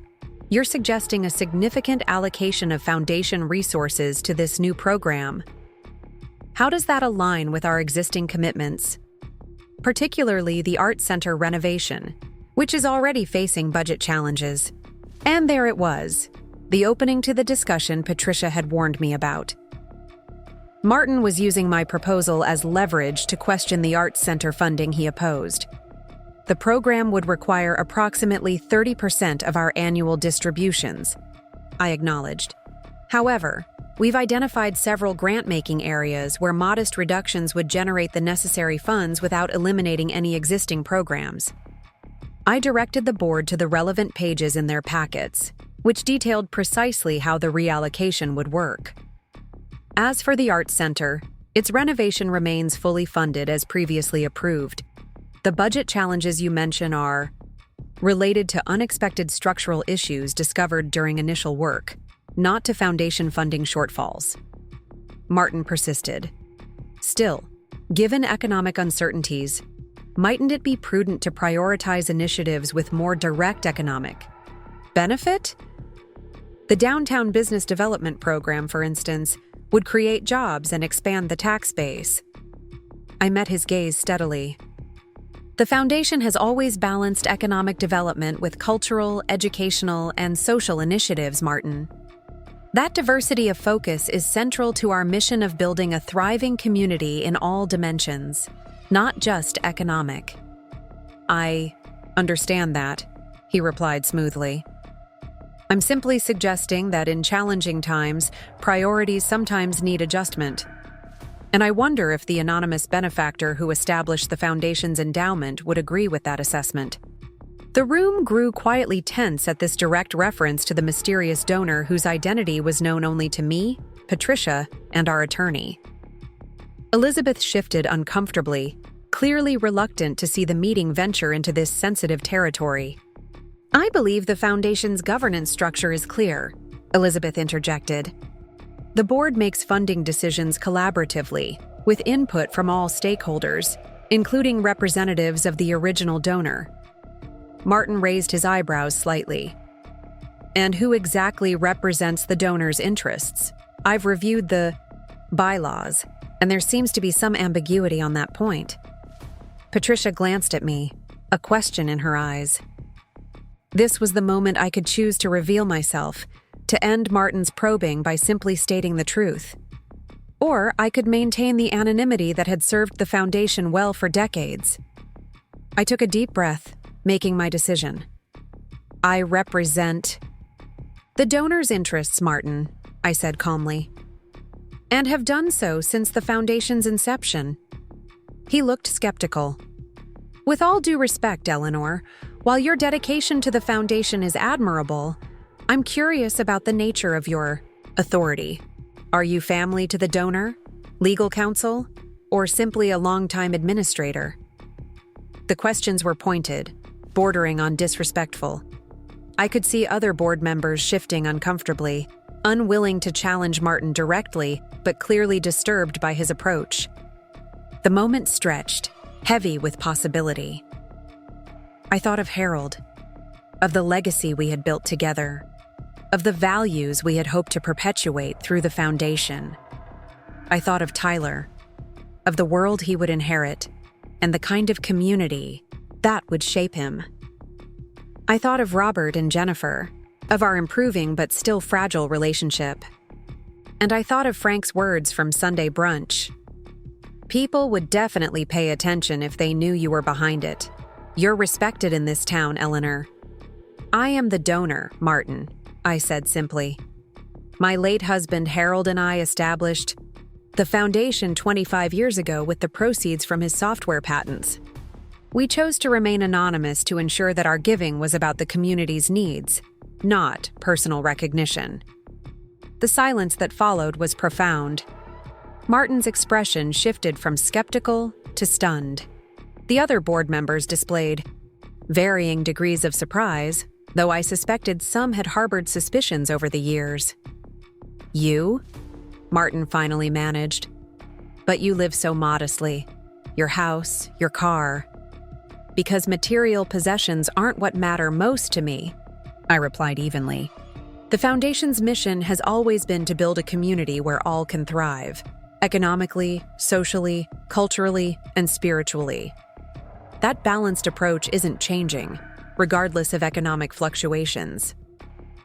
Elizabeth was the first to recover her composure. Eleanor, thank you for sharing this with us. Your generosity and vision have shaped Mapleton in countless positive ways. Other board members murmured agreement, their expressions a mixture of admiration and lingering surprise. Martin, to his credit, rallied quickly. I had no idea, he said, his tone genuinely apologetic. I wouldn't have pressed the issue had I known. Please accept my apologies for any disrespect. Apology accepted, I said. And to be clear, I still believe in collaborative governance. The board's diverse perspectives are valuable, including yours, Martin. I simply ask that we maintain the balanced approach that has served Mapleton well for 25 years. He nodded, clearly reassessing his position in light of this new information. Of course, and for what it's worth, I think the Character and Community program has considerable merit. My questions were more about funding priorities than the program itself. Then let's return to those questions constructively, I suggested. Perhaps there are ways to strengthen both the Arts Center renovation and downtown development without sacrificing either. The discussion that followed was one of the most productive we'd had in years, with board members offering creative solutions to support both initiatives while making room for the new program. Martin, perhaps motivated to redeem himself after his confrontational approach, proposed several innovative funding mechanisms that could expand our overall impact. By the meeting's end, we had unanimous approval for the Harold Miller Character and Community Program, a reaffirmed commitment to the Arts Center renovation, and a plan to seek matching funds for an enhanced downtown development initiative. That was unexpected, Patricia said quietly as we gathered our materials after the meeting. Are you okay with having revealed yourself? I considered the question. The decision had been made in the moment, but it didn't feel impulsive so much as timely. The natural evolution of my role in the community as my life entered a new phase. Yes, I said. It feels right. And it will certainly make our presentation at the gala more straightforward. She smiled. People are going to be talking about this for weeks. The quiet librarian who's actually Mapleton's most significant philanthropist. Let them talk, I said with a small shrug. What matters is the work we're doing, not who's funding it. As board members filed out, each stopped to speak with me personally, expressing gratitude, asking questions about Harold's and my vision, sharing memories of projects the foundation had supported over the years. Even Martin approached with genuine respect, apologizing again for his confrontational tactics and offering to help promote the new program through Chamber of Commerce channels. By the time Patricia and I left the community center, word had already begun to spread. The receptionist at the front desk gave me a startled look as we passed, clearly having heard something from departing board members. A former library colleague walking her dog outside stopped to stare curiously. News travels fast in Mapleton, Patricia observed as we walked to our cars. Are you ready for what comes next? I thought about what next might entail, the questions from community members, the potential awkwardness with friends who might feel deceived, the inevitable scrutiny of my modest lifestyle and choices, and most significantly, the conversation I would need to have with Robert and Tyler. I think I am, I said, surprised by my own calm certainty. It's time for this part of my life to be integrated with the rest, not compartmentalized. Patricia squeezed my arm affectionately. For what it's worth, I think Harold would be proud of you today. Not just for the new program, but for standing your ground with such grace. Her words touched me deeply. Thank you, Patricia. That means more than you know. We parted with plans to meet the following day to begin implementation planning for the new program. As I drove home, I felt a curious mixture of exhaustion and exhilaration. The secret I had carried for 25 years was out, at least to the board, and soon to the entire community. There would be consequences, both positive and challenging, but for now, I simply felt lighter, more integrated, more fully myself than I had in years. At home, I found 3 voicemails waiting, one from Frank, one from Robert, and one from Elizabeth Carter, presumably following up after the board meeting. I decided to call Robert first, preparing myself for what might be a difficult conversation. Mom? Robert answered on the second ring, his voice concerned. Elizabeth Carter just called me. She said there was some kind of announcement at the foundation board meeting about you and Dad being the anonymous donors. Is that true? I took a deep breath. This wasn't how I'd planned to tell Robert, but now that the information was out, there was no turning back. Yes, it's true, I confirmed. Your father and I established the Mapleton Community Foundation 25 years ago. We've been the primary donors all along. The silence that followed was weighted with shock.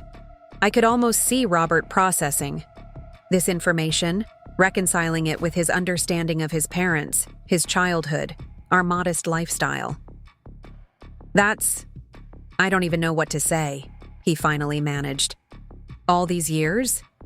The library expansion, the scholarship program, the community center, that was you and Dad? Yes.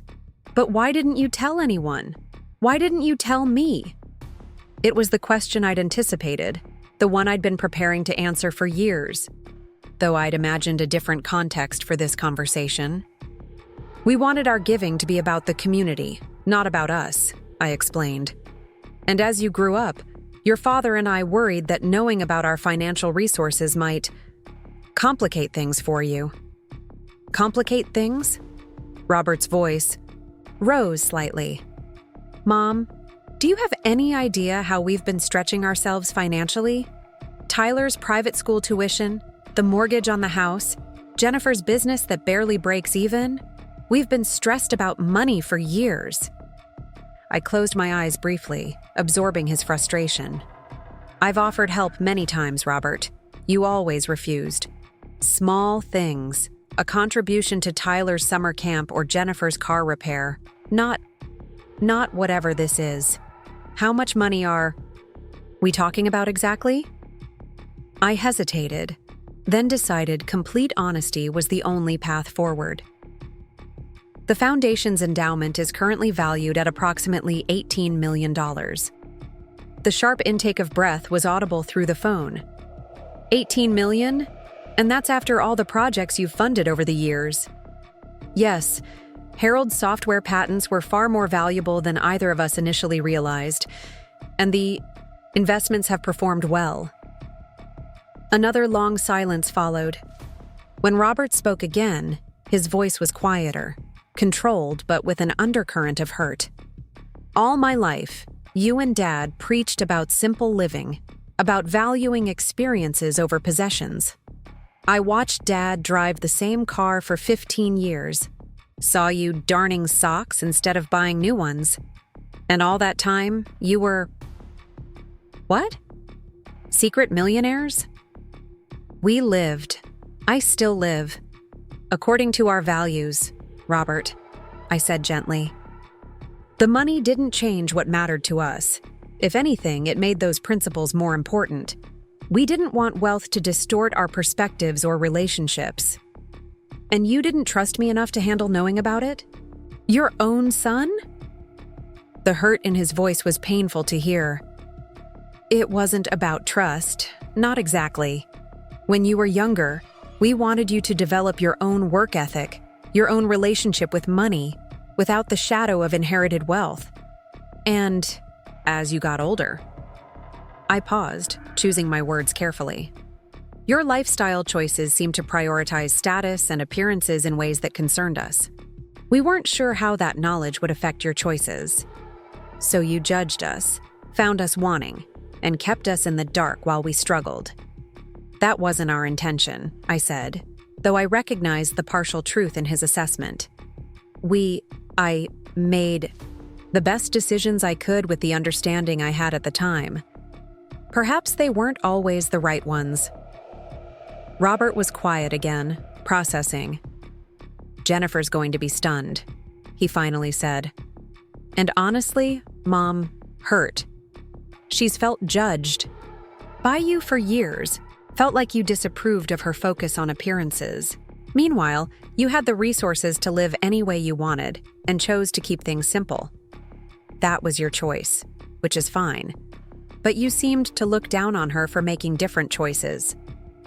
His perception wasn't entirely wrong, I had to admit.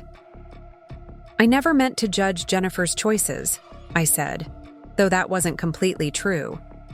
"I just worried that both of you were teaching Tyler to value things that ultimately don't bring lasting happiness." "That was our decision to make as his parents," Robert said firmly. "Not yours." "You're right," I acknowledged.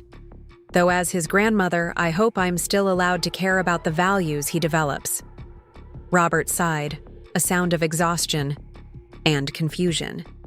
"I need time to process this, Mom. It's a lot." "I understand. And Robert, I am sorry for any hurt this has caused. That was never my intention." "I know," he said, his voice softening slightly. "You and Dad always tried to do what you thought was right. I wish you'd trusted me more." After we hung up, I sat quietly in my kitchen, absorbing the impact of our conversation. Robert's hurt was palpable, and not without justification. In trying to protect our family from the potential corrupting influence of wealth, Harold and I had perhaps inadvertently created different problems. A sense of betrayal, of judgment, of unnecessary struggle. The phone rang again, Frank this time. I almost let it go to voicemail, not sure I had the emotional energy for another conversation, but then decided human connection was exactly what I needed. "Eleanor," he said when I answered. "Word travels fast in this town. Elizabeth Carter." "Just called me," bursting with news about the Foundation's mystery benefactor finally being revealed. I couldn't help but smile at his amused tone. I assume she swore you to secrecy, even though she's apparently telling everyone herself? Naturally. Though in her defense, I think she's only calling your close friends. But Eleanor, why didn't you tell me? When we talked about the Foundation on Sunday, you mentioned your connection, but not that you were the primary donor. I wasn't ready then, I admitted. I've kept this private for so long that sharing it feels exposing somehow. Vulnerable. I can understand that, Frank said thoughtfully. It changes how people see you, for better or worse. Exactly. And some relationships are already changing. Robert just called. He's hurt that I kept this from him all these years. That's understandable, Frank said, his tone gentle but honest. Finding out your parents weren't exactly who you thought they were is disorienting, even when the revelation is ultimately positive. I'm not sure he sees it as positive yet, I said wryly. Right now, it's just another example of his mother, being cryptic and judgmental. Give him time, Frank advised. This is a significant adjustment to his understanding of his family history. But Robert's a thoughtful person beneath that ambitious exterior. He'll come around. I appreciated Frank's balanced perspective. His ability to see both Robert's hurt and my intentions without dismissing either. It was one of the qualities that drew me to him. That growing sense that he saw me completely and valued all of me, not just the parts that aligned with his own worldview. Would you like company tonight? He offered. I could bring over dinner. Nothing fancy, just some moral support during what I imagine will be an eventful evening for you. The invitation was tempting. Thank you, but I think I need some quiet. Time to prepare for whatever comes next. Rain check for tomorrow? Absolutely, he agreed easily. Just call if you change your mind. And Eleanor, I'm proud of you. Standing up in that board meeting, claiming your role publicly, that took courage. His words warmed me. Thank you, Frank. That means a great deal. After we said goodbye, I made myself a cup of tea and stood by the kitchen window, watching the evening light fade from my garden. The daffodils were at their peak, bright splashes of yellow against the awakening green of spring. Harold had planted those bulbs years ago, adding more each fall until they formed drifting rivers of color throughout the garden. I thought about legacy, not just the financial resources Harold and I had dedicated to Mapleton's well-being, but the less tangible inheritances we pass on. Values, memories, relationships, patterns of thought and behavior that ripple through generations. Some intentional, others unconscious. Some beneficial, others harmful. What legacy was I creating now, in these latter years of my life? What seeds was I planting that would bloom long after I was gone? The ringing phone interrupted my reflections. This time it was Elizabeth Carter, calling to check on me after the board meeting. Eleanor, are you all right? That was quite a dramatic moment. Today. I'm fine, I assured her. It was time for the truth to come out. I just wish Robert had heard it from me first, not through the community grapevine. Oh dear, Elizabeth sounded genuinely dismayed. I didn't think. Of course I shouldn't have called him before you had a chance to speak with him. I'm so sorry. It's done now, I said, not wanting to dwell on it. And the program was approved unanimously, which is what matters most. Yes, and it's a wonderful initiative, Elizabeth said enthusiastically. Just what Mapleton needs. And naming it, after Harold feels so right.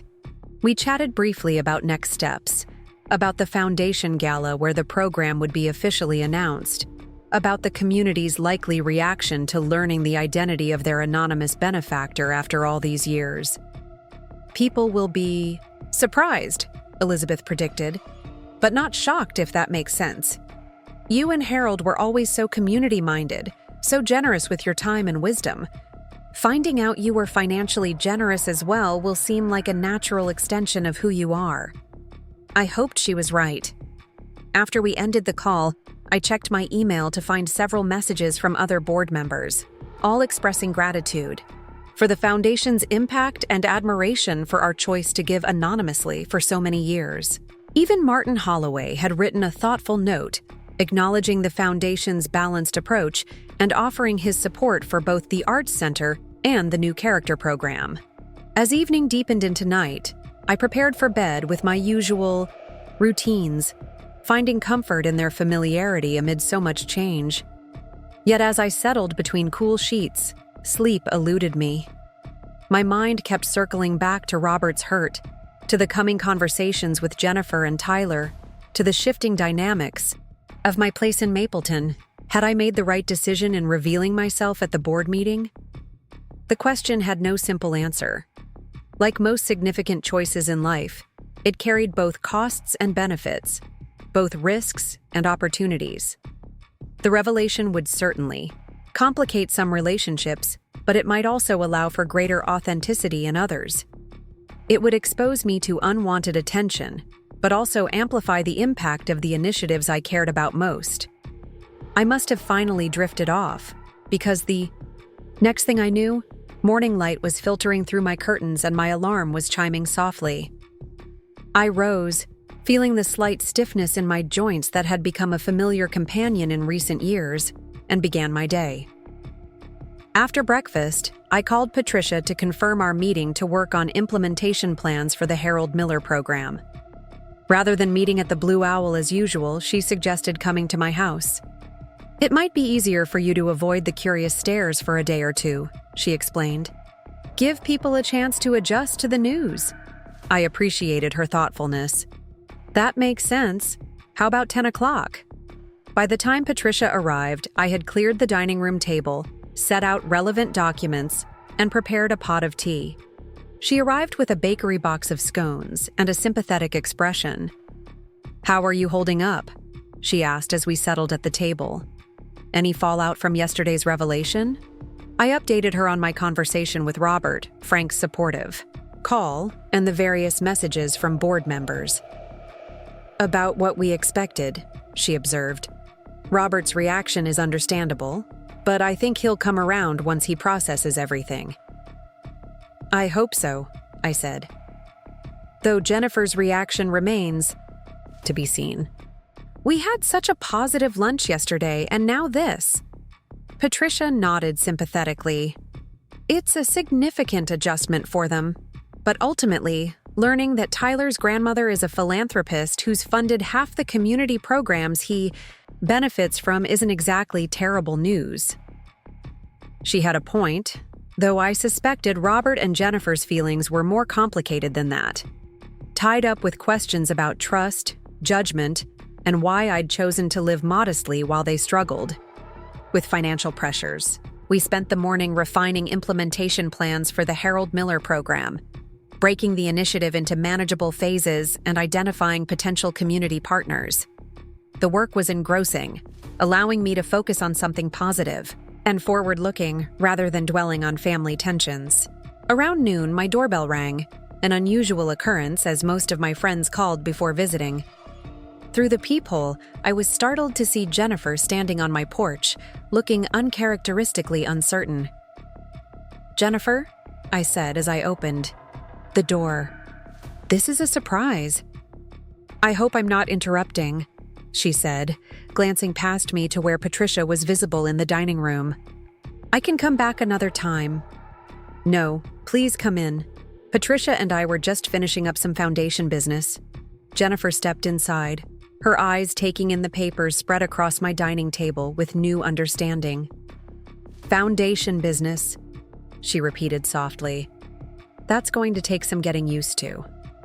Patricia, sensing the need for privacy, began gathering her things. "I think we've made good progress, Eleanor. I'll type up these notes and send them to you later today." After brief introductions, Patricia departed, leaving Jennifer and me alone in a moment laden with unspoken questions. "Would you like some tea?" I offered. Or I could make coffee if you prefer. Tea would be fine, Jennifer said, following me to the kitchen. She watched as I filled the kettle and set out cups, her expression thoughtful. Robert told me about your conversation last night, she finally said as I placed a steaming mug before her. About you and Harold being the foundation donors all these years. I nodded, waiting to see where she would take the conversation. It explains a lot, actually, she continued, surprising me. Why you never seemed worried about money despite living on what we assumed was a modest pension and Social Security. Why you could offer to help with expenses occasionally without it seeming to strain your budget. I've always tried to live within my means, I said. It just happens that my means were more substantial than most people realized. Jennifer sipped her tea, her expression unreadable. Robert's hurt, she said after a moment. He feels like you didn't trust him, like you were judging our lifestyle while hiding your own financial security. I understand that, I acknowledged.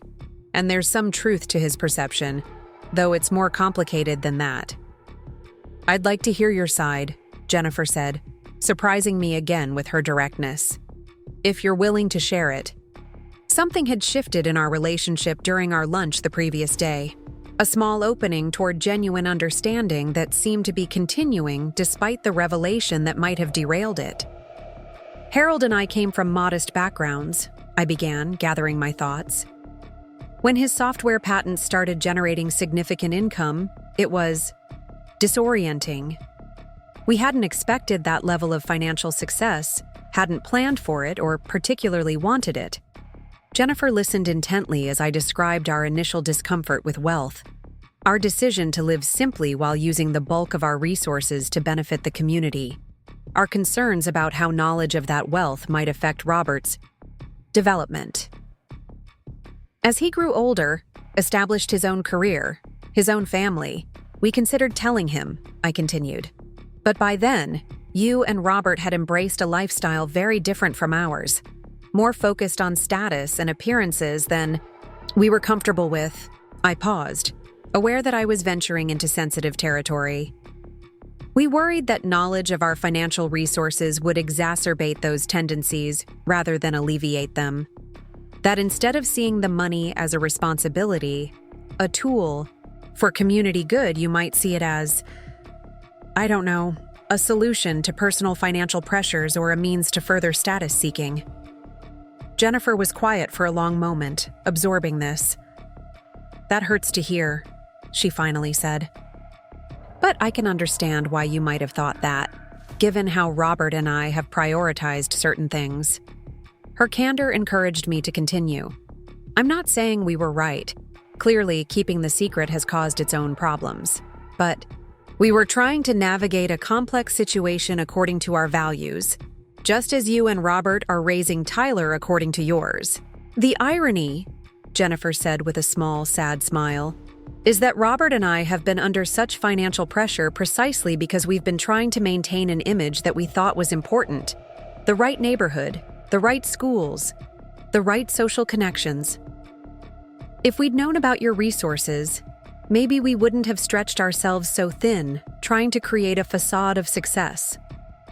The observation was insightful and self-aware in a way that impressed me. Perhaps, I agreed. Though I think the drive for status is complicated. It's not just about financial security. No, it's not, Jennifer admitted. For me, it's tied up with my childhood experiences of never quite measuring up in my parents' eyes. The house in Elmridge, Tyler's private school, my interior design business that barely breaks even. They're all ways of proving that I've made it, that I belong in the circles my parents always aspired to. This level of self-reflection from Jennifer was unexpected and moving. Our lunch conversation had evidently prompted deeper thinking than I'd realized. And for Robert, she continued, it's partly about living up to Harold's legacy. He always felt he could never be as brilliant or as principled as his father. The external trappings of success became a substitute for the kind of meaningful impact he thought he could never achieve. Her insight into Robert's motivations startled me. Was she right? Had Robert's focus on material success been partly driven by a sense that he could never match his father's intellectual contributions? If so, I had missed something fundamental about my own son's inner life. I never realized he felt that way about Harold, I said softly. He idolized his father, Jennifer confirmed. Still does. But he also felt overshadowed by him, never quite measuring up. Finding out now that Harold was not just a brilliant software developer, but also a major philanthropist who helped shape the entire community, that's a lot for Robert to process. I felt a pang of regret for the ways my choices, however well-intentioned, might have contributed to Robert's insecurities. I wish I'd understood that better, I said. Perhaps things would have unfolded differently. Jennifer shrugged slightly. We all do the best we can with what we understand at the time. That's something I'm learning as a parent. Perfection isn't possible, just continual adjustment based on new information. Her grace in this moment touched me deeply. Despite learning that I'd withheld significant information from her family for years, Jennifer was showing remarkable empathy and thoughtfulness. Thank you, I said sincerely, for coming here today, for listening, for sharing your perspective. It means a great deal to me. I'm trying to practice what I preach to Tyler about communication and understanding, she said with a small smile. And honestly, after our lunch yesterday, I realized how much I've missed by keeping you at arm's length all these years. You have wisdom I could learn from, if I could set aside my defensiveness long enough to hear it. That goes both ways, I assured her. I've learned more about your perspective in the last 2 days than in all the years before. Jennifer glanced at her watch. I should get going. I have a client meeting at 2. But I wanted you to know that while Robert is still processing his feelings about all this, I see value in clearing the air, in moving forward with greater honesty. I want that too, I said warmly. As I walked her to the door, Jennifer paused. One more thing. The foundation gala is coming up soon, isn't it? The one where they'll announce the new program named for Harold? Yes, in about 3 weeks. We'd like to attend, if that's appropriate. Robert, Tyler, and I, to support you and to honor Harold's legacy. The offer brought unexpected tears to my eyes. That would mean so much to me, I managed. Thank you, Jennifer. After she left, I stood for a moment in my entryway, processing the unexpected gift of this conversation. Despite the complicated revelation of my financial resources, despite years of misunderstanding and distance, something new was emerging in my relationship with Jennifer. Something based on mutual respect and genuine interest rather than obligation and judgment. It gave me hope that with Robert, too, a new understanding might eventually develop. Not immediately, perhaps. His hurt would need time to heal. But in time, with patience and continued honesty on both sides. The phone rang, interrupting my reflections. It was Patricia, checking in after her departure. How did it go with Jennifer? She asked. She seemed a bit shell-shocked when I left. Actually, remarkably well, I told her, recounting the highlights of our conversation. She showed more insight and empathy than I would have expected. I think we may be developing a genuine connection after all these years. That's wonderful, Patricia said sincerely. Family relationships can be so complicated, but when they work, there's nothing more sustaining. After we finished our call, I spent the afternoon responding to emails about the new program, fielding a few curious calls from community members who'd heard rumors about the foundation revelation, and preparing for an evening gathering of my garden club, an event I briefly considered skipping before deciding that normalcy was the best approach to the changing dynamics of my place in Mapleton. As I deadheaded spent daffodil blooms in preparation for leaving, my phone rang again. This time it was Robert. "Mom," he said, his voice carefully neutral. Jennifer told me about your conversation today. She was very thoughtful, I said. I appreciated her perspective. Robert was quiet for a moment. She helped me see things from your point of view a bit better, he admitted. About why you and Dad chose to keep the foundation anonymous, about your concerns regarding how knowledge of the money might affect our family dynamics. I'm glad, I said, sensing he had more to say. I'm still processing all this, he continued. It's a significant adjustment to my understanding of you and Dad, of our family history. But I wanted you to know that regardless of my feelings about how this information was handled, I'm proud of what you and Dad created with the foundation.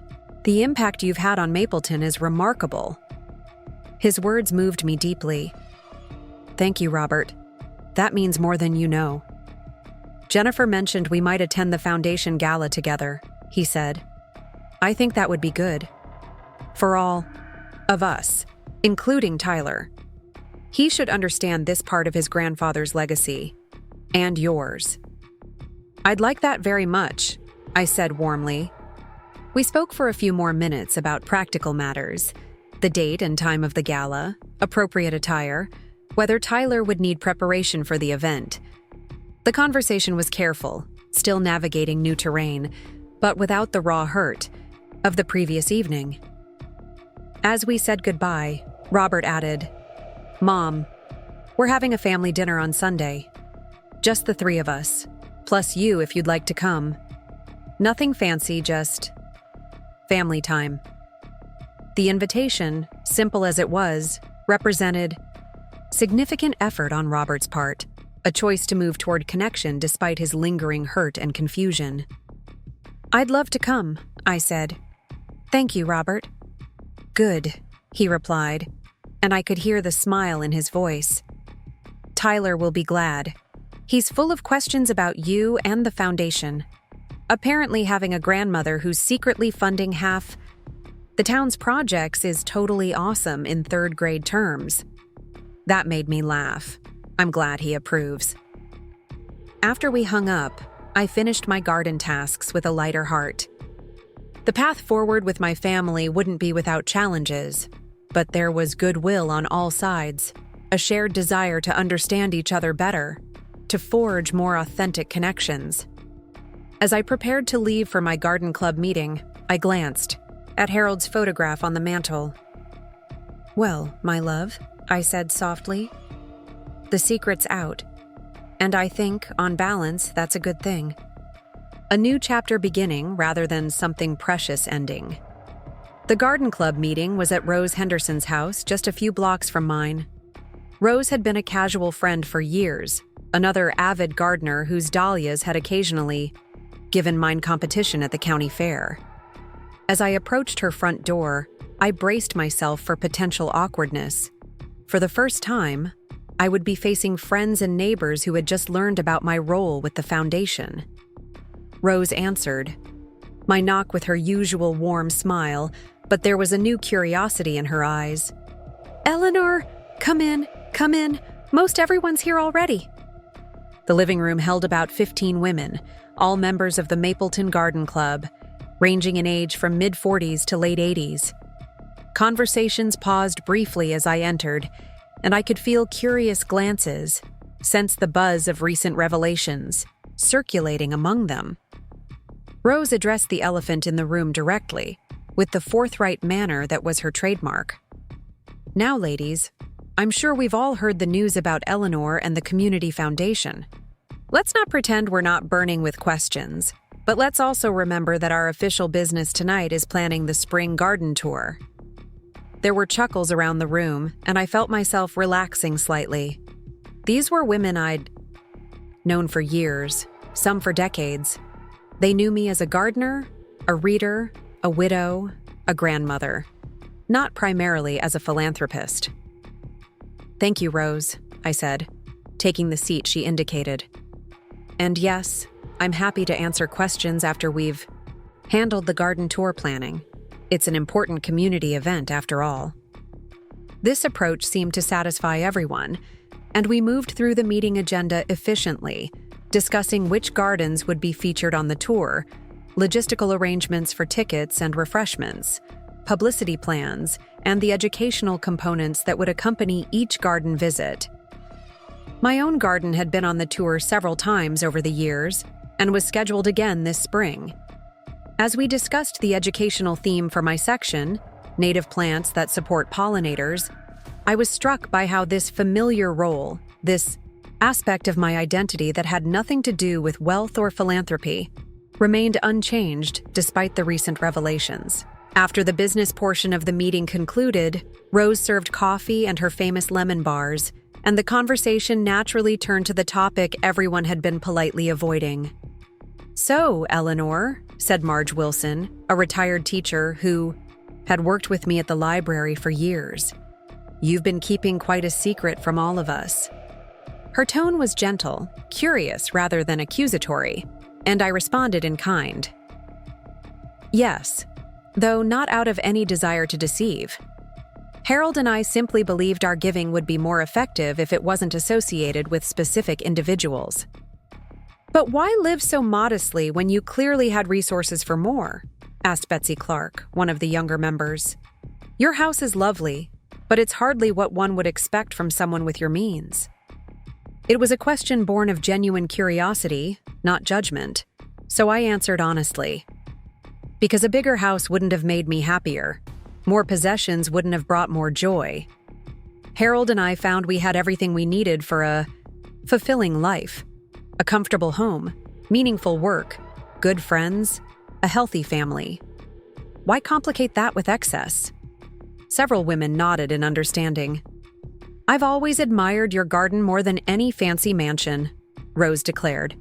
"It shows where your heart is, in creating beauty that evolves and changes with the seasons, that requires attention and care, but gives so much in return." Her insight touched me. "That's a lovely way to think about it, Rose. Thank you." The kasain. Questions continued, mostly thoughtful and respectful. How had Harold's software patents generated such wealth? They were foundational to several now ubiquitous technologies, licensed to major companies worldwide. Why establish the foundation in Mapleton rather than in a larger city with more pressing needs? Because we believed in strengthening the BA communities where you actually live, in knowing personally the people you're giving impacts. Would the foundation's focus change now that my identity was known? No, though the new Harold Miller program represented an evolution based on currently observed needs.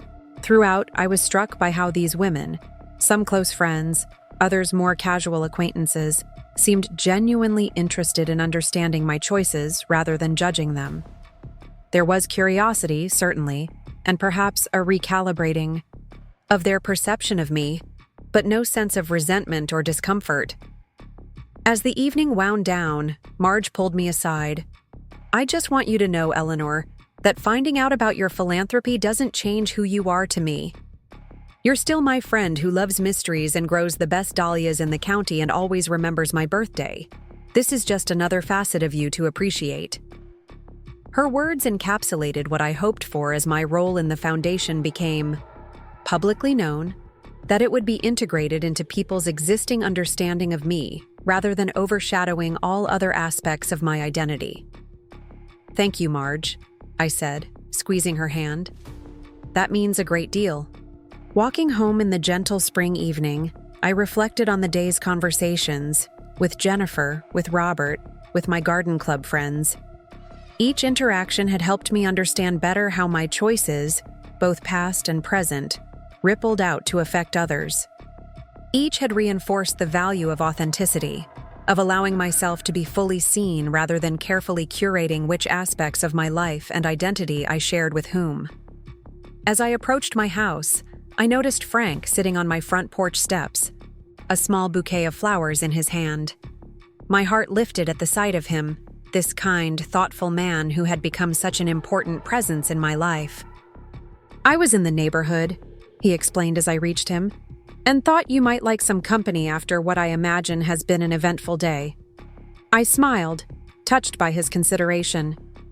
"I would indeed," I said, accepting the flowers, a simple arrangement of spring blooms that he'd clearly picked from his balcony containers.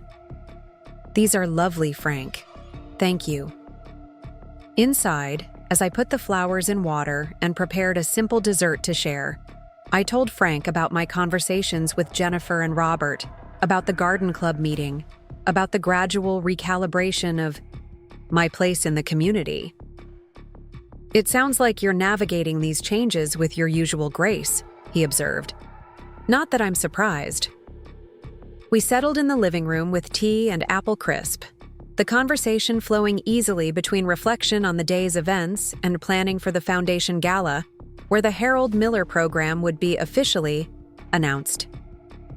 "Will you attend as my guest?" I asked, suddenly shy despite our growing closeness. "It would mean a great deal to have you there." "I'd be honored," Frank said warmly. "And not just as moral support, though I'm happy to provide that too. I genuinely want to celebrate this new initiative with you, to see Harold's legacy continued in such a meaningful way." As the evening progressed, I found myself thinking about legacy again. Not just what we leave behind materially, but the values we embody, the relationships we nurture, the examples we set through our choices large and small. Harold's legacy lived on in the Foundation's work, in the community institutions we'd helped build together, in the educational opportunities we'd helped create for generations of Mapleton's children. But it also lived on in less tangible ways, in Robert's fierce commitment to his family despite our differences, in Tyler's emerging understanding of responsibility and empathy, in my own continuing growth and connection even in my 7th decade. And now, I was creating new legacies, through the Harold Miller program, through my evolving relationships with Robert, Jennifer, and Tyler, through whatever this growing connection with Frank might become. "What are you thinking about?" Frank asked, noting my contemplative expression. "Legacy," I said. "Not just what we leave behind, but what we create each day through our choices and connections." He nodded understanding. "The ripples we send out, intentionally or not, that continue long after we're gone." "Exactly." I smiled, appreciating his quick comprehension. "And how those ripples interact with others, creating patterns we can't always predict or control." Frank's hand found mine, a warm, steadying presence. "All we can do is try to send out ripples of the right kind. Kindness, integrity, genuine connection. The patterns will develop as they will." As we sat together in the gentle evening light, I felt a deep sense of rightness, not because everything was perfect or resolved, but because I was finally living with congruence, allowing the various aspects of my identity to exist together rather than in carefully separated compartments. The path forward would hold challenges, certainly. Robert's hurt would take time to fully heal. My new public role with the Foundation would require adjustments. The Harold Miller program would demand significant energy and attention to launch successfully. But for now, in this moment, there was peace in knowing I was moving in the right direction, supported by authentic connections with those who mattered most. 3 weeks later, I stood at the podium in the Mapleton Community Center's Grand Hall, looking out at a sea of familiar faces. The Foundation Gala had drawn a record attendance, curiosity about the revealed benefactor, bringing community members who'd never shown interest in Foundation events before. But my focus wasn't on the curious onlookers or the local reporters, discreetly taking notes. It was on the front row, where Robert, Jennifer, and Tyler sat alongside Frank, all dressed in their finest for the occasion. Tyler had insisted on wearing a bow tie that matched Frank's, a detail that warmed my heart. "The Harold Miller Character and Community Program," I continued, my voice steady despite the emotion welling within me, "represents everything my late husband valued: intergenerational connection, practical skills with purpose, and the development of strong character through meaningful contribution." As I outlined the program's components, I watched Tyler listening with unusual attentiveness for an 8-year-old. Since the revelation about the Foundation, his perception of me had shifted dramatically. No longer just the grandmother with outdated rules. I'd become someone with a story worth hearing, with wisdom worth considering. Jennifer caught my eye and smiled encouragingly. Our relationship had blossomed in ways I'd never anticipated, moving from polite distance to genuine connection. She'd even volunteered to serve on the program's advisory committee, bringing her interior design expertise to the planned renovation of the community workshop space. Robert's journey had been more complicated, the hurt of perceived secrecy taking longer to heal.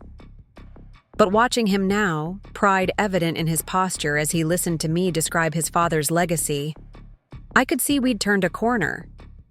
Just yesterday, he'd asked about joining the foundation board when the next vacancy arose. And so, I concluded, as we launch this new initiative, I'm reminded that our greatest legacy isn't measured in buildings or endowments, but in the values we pass to future generations. The understanding that true wealth lies in connection, contribution, and character. The applause was warm and genuine as I stepped away from the podium. Frank squeezed my hand as I returned to my seat beside him, his presence a steady comfort throughout this period of transition. Later, as we mingled during the reception, Tyler approached with uncharacteristic shyness. "Grandma," he said, fiddling with his bow tie, "can I be part of the program when it starts? Mom says there's going to be woodworking and gardening and stuff." "Of course," I told him, my heart full. "I'd love that." He grinned, the gap from a recently lost tooth making him look momentarily younger. "Cool. Maybe you could teach me about those dahlias you grow. Dad says Grandpa loved them too." In that moment, watching my grandson's eyes shine with genuine interest in this connection to his heritage, I knew that everything, the burn that had catalyzed such change, the difficult conversations, the fundamental shifts in how I was perceived, had been worth it. Some legacies are built with buildings. Others bloom like dahlias, season after season, in gardens of the heart. Up next, you've got 2 more standout stories right on your screen. If this one hit the mark, you won't want to pass these up. Just click and check them out.